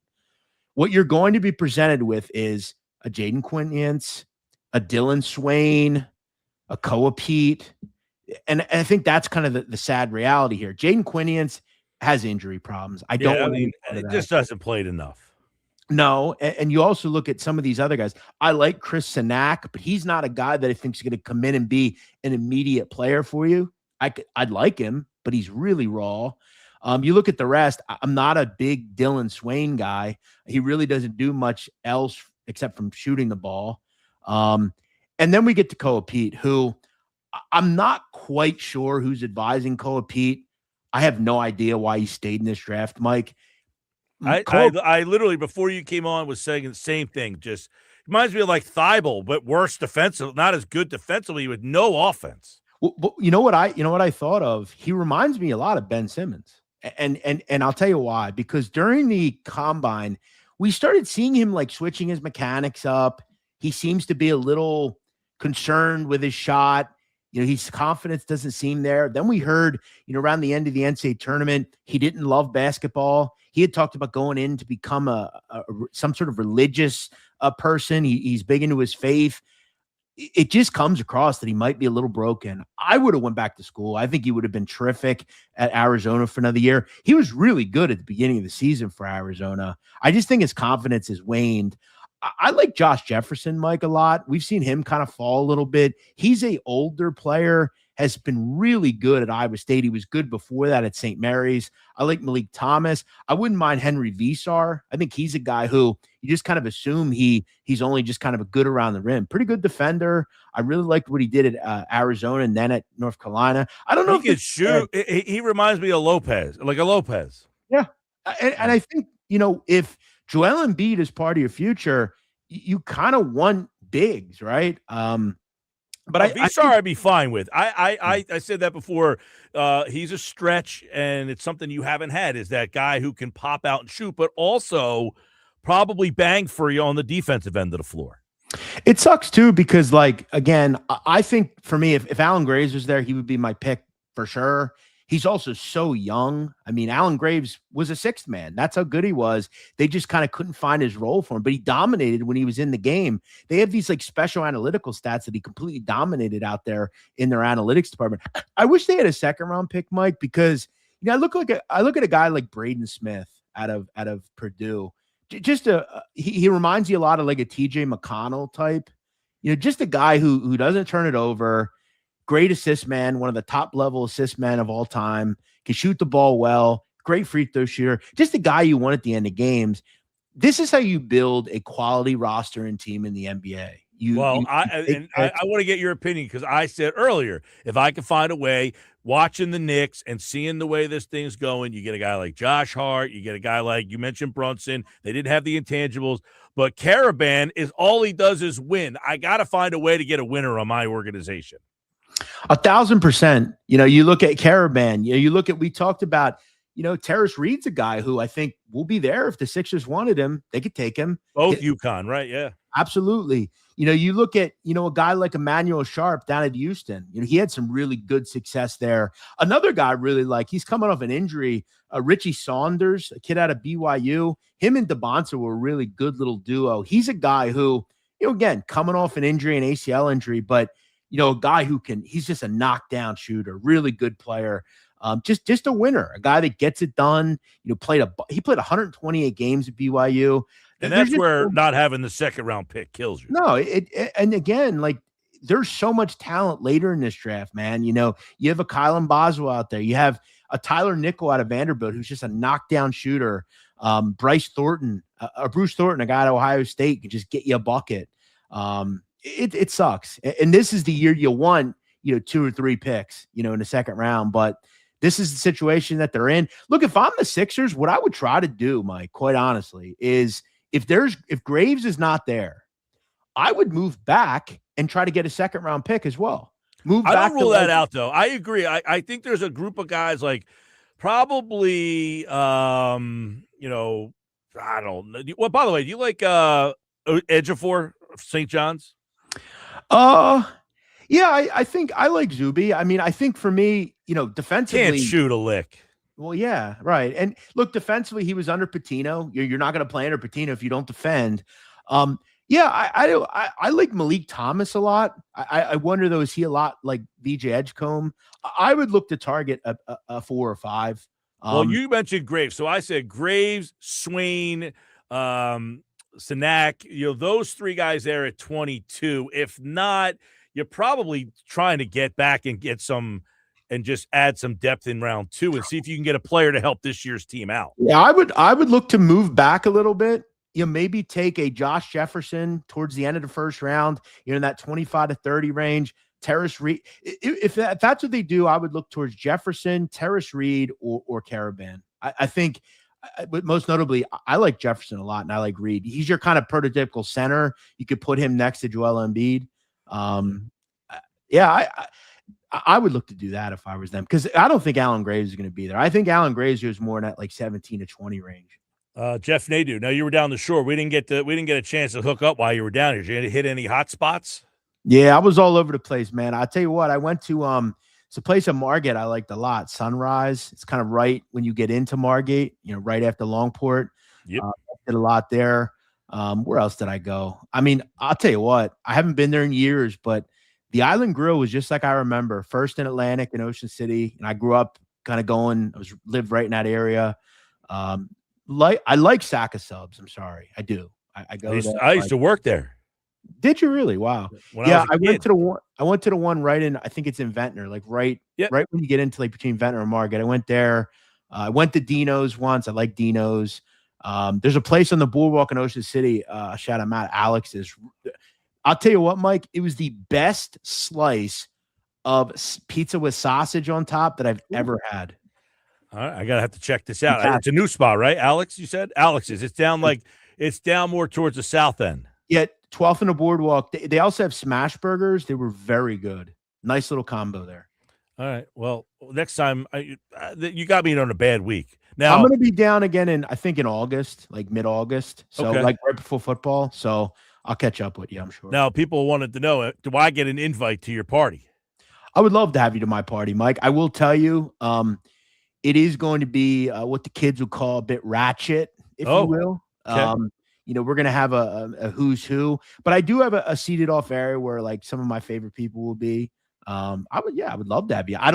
I will say, Mike, I don't think it'll be like my mother, like not you're my mom's age or anything, but like I told my mom, like, I'd love to have you come. And she's like, well, it's just so ratchet, Mike, it'd be like 12, 1 o'clock in the morning. You got the tequila flowing, you got the Hennessy. It's be messy. I can sit next to you while you're having your beer and you say, ask me anything, and I'll answer all the questions. Yeah, we could just do a live hit on the show. Here's what I'll tell you, Mike, and I promise next time I'm there, you and we get a nice dinner somewhere. We finally make that happen. All right, yeah. The party's what, the 18th? I actually I'm away that weekend. So July 18th, yes. July 18th. What is it, like a high, like a number birthday? Like what is it? 30, 35, 40? What are you? No, it's not. But I'm towards the end of going out years, so like I'm kind of trying to have one good hurrah, maybe one more year. But so I did it at this time because Mike, I'm going to Vegas on Monday. I'm playing in the World Series of Poker main event. I'll be out there until like the 10th or so. Little secret, Mike, my actual birthday's on the 10th. But I'm doing it the week after. I'll be away, so we're Yeah. pushing it back this year. It just works better for like scheduling, and I don't know when I'm going to be home from Vegas because God willing, I last deep in this tournament and make a lot of My money. girlfriend was in Lancaster not too long ago. Oh yeah, where'd she go? Her, Do you remember? Her son was swimming at what's that? Franklin and Marshall out there. What's out there? Oh yeah, I live 5 minutes from F&M. Yeah, Beautiful. so she went out there he had a swim meet a couple weeks ago out there. Yeah, that's She has to go out there like once in a while because he's a big time swimmer. So beautiful campus, F&M, very almost Ivy League level. So she said, I got to go to Lancaster. I said, oh, my buddy lives out there. I got to go out there one of these times. You should have told me. I would have given her some good places to go eat. It's a beautiful place to come. She told me that it's too built up, too much traffic now. That's the thing. Over the last year or 2, 3 years, you got a lot of. This is one of the. I think it was rated one of the better places to live in America a few years ago, and now a lot of people from like Connecticut, New York, Maryland, they're all coming here. So yeah, the traffic has gotten a lot worse, but it's still a great place to be for me. Well, good draft breakdown. Always enjoy talking shop with you, man. We'll catch up soon. Yeah, looking forward to it, Mike. Football, before we know it, we'll be here. 5 weeks away till training camp. Beautiful. Thanks, Take Mike. care. Jeff Nadu, everybody. He's got a new show, Crossing Lines. You can check that out on all social media. Subscribe to his YouTube channel. And, of course, he's our college basketball go-to here on the Sports Bash.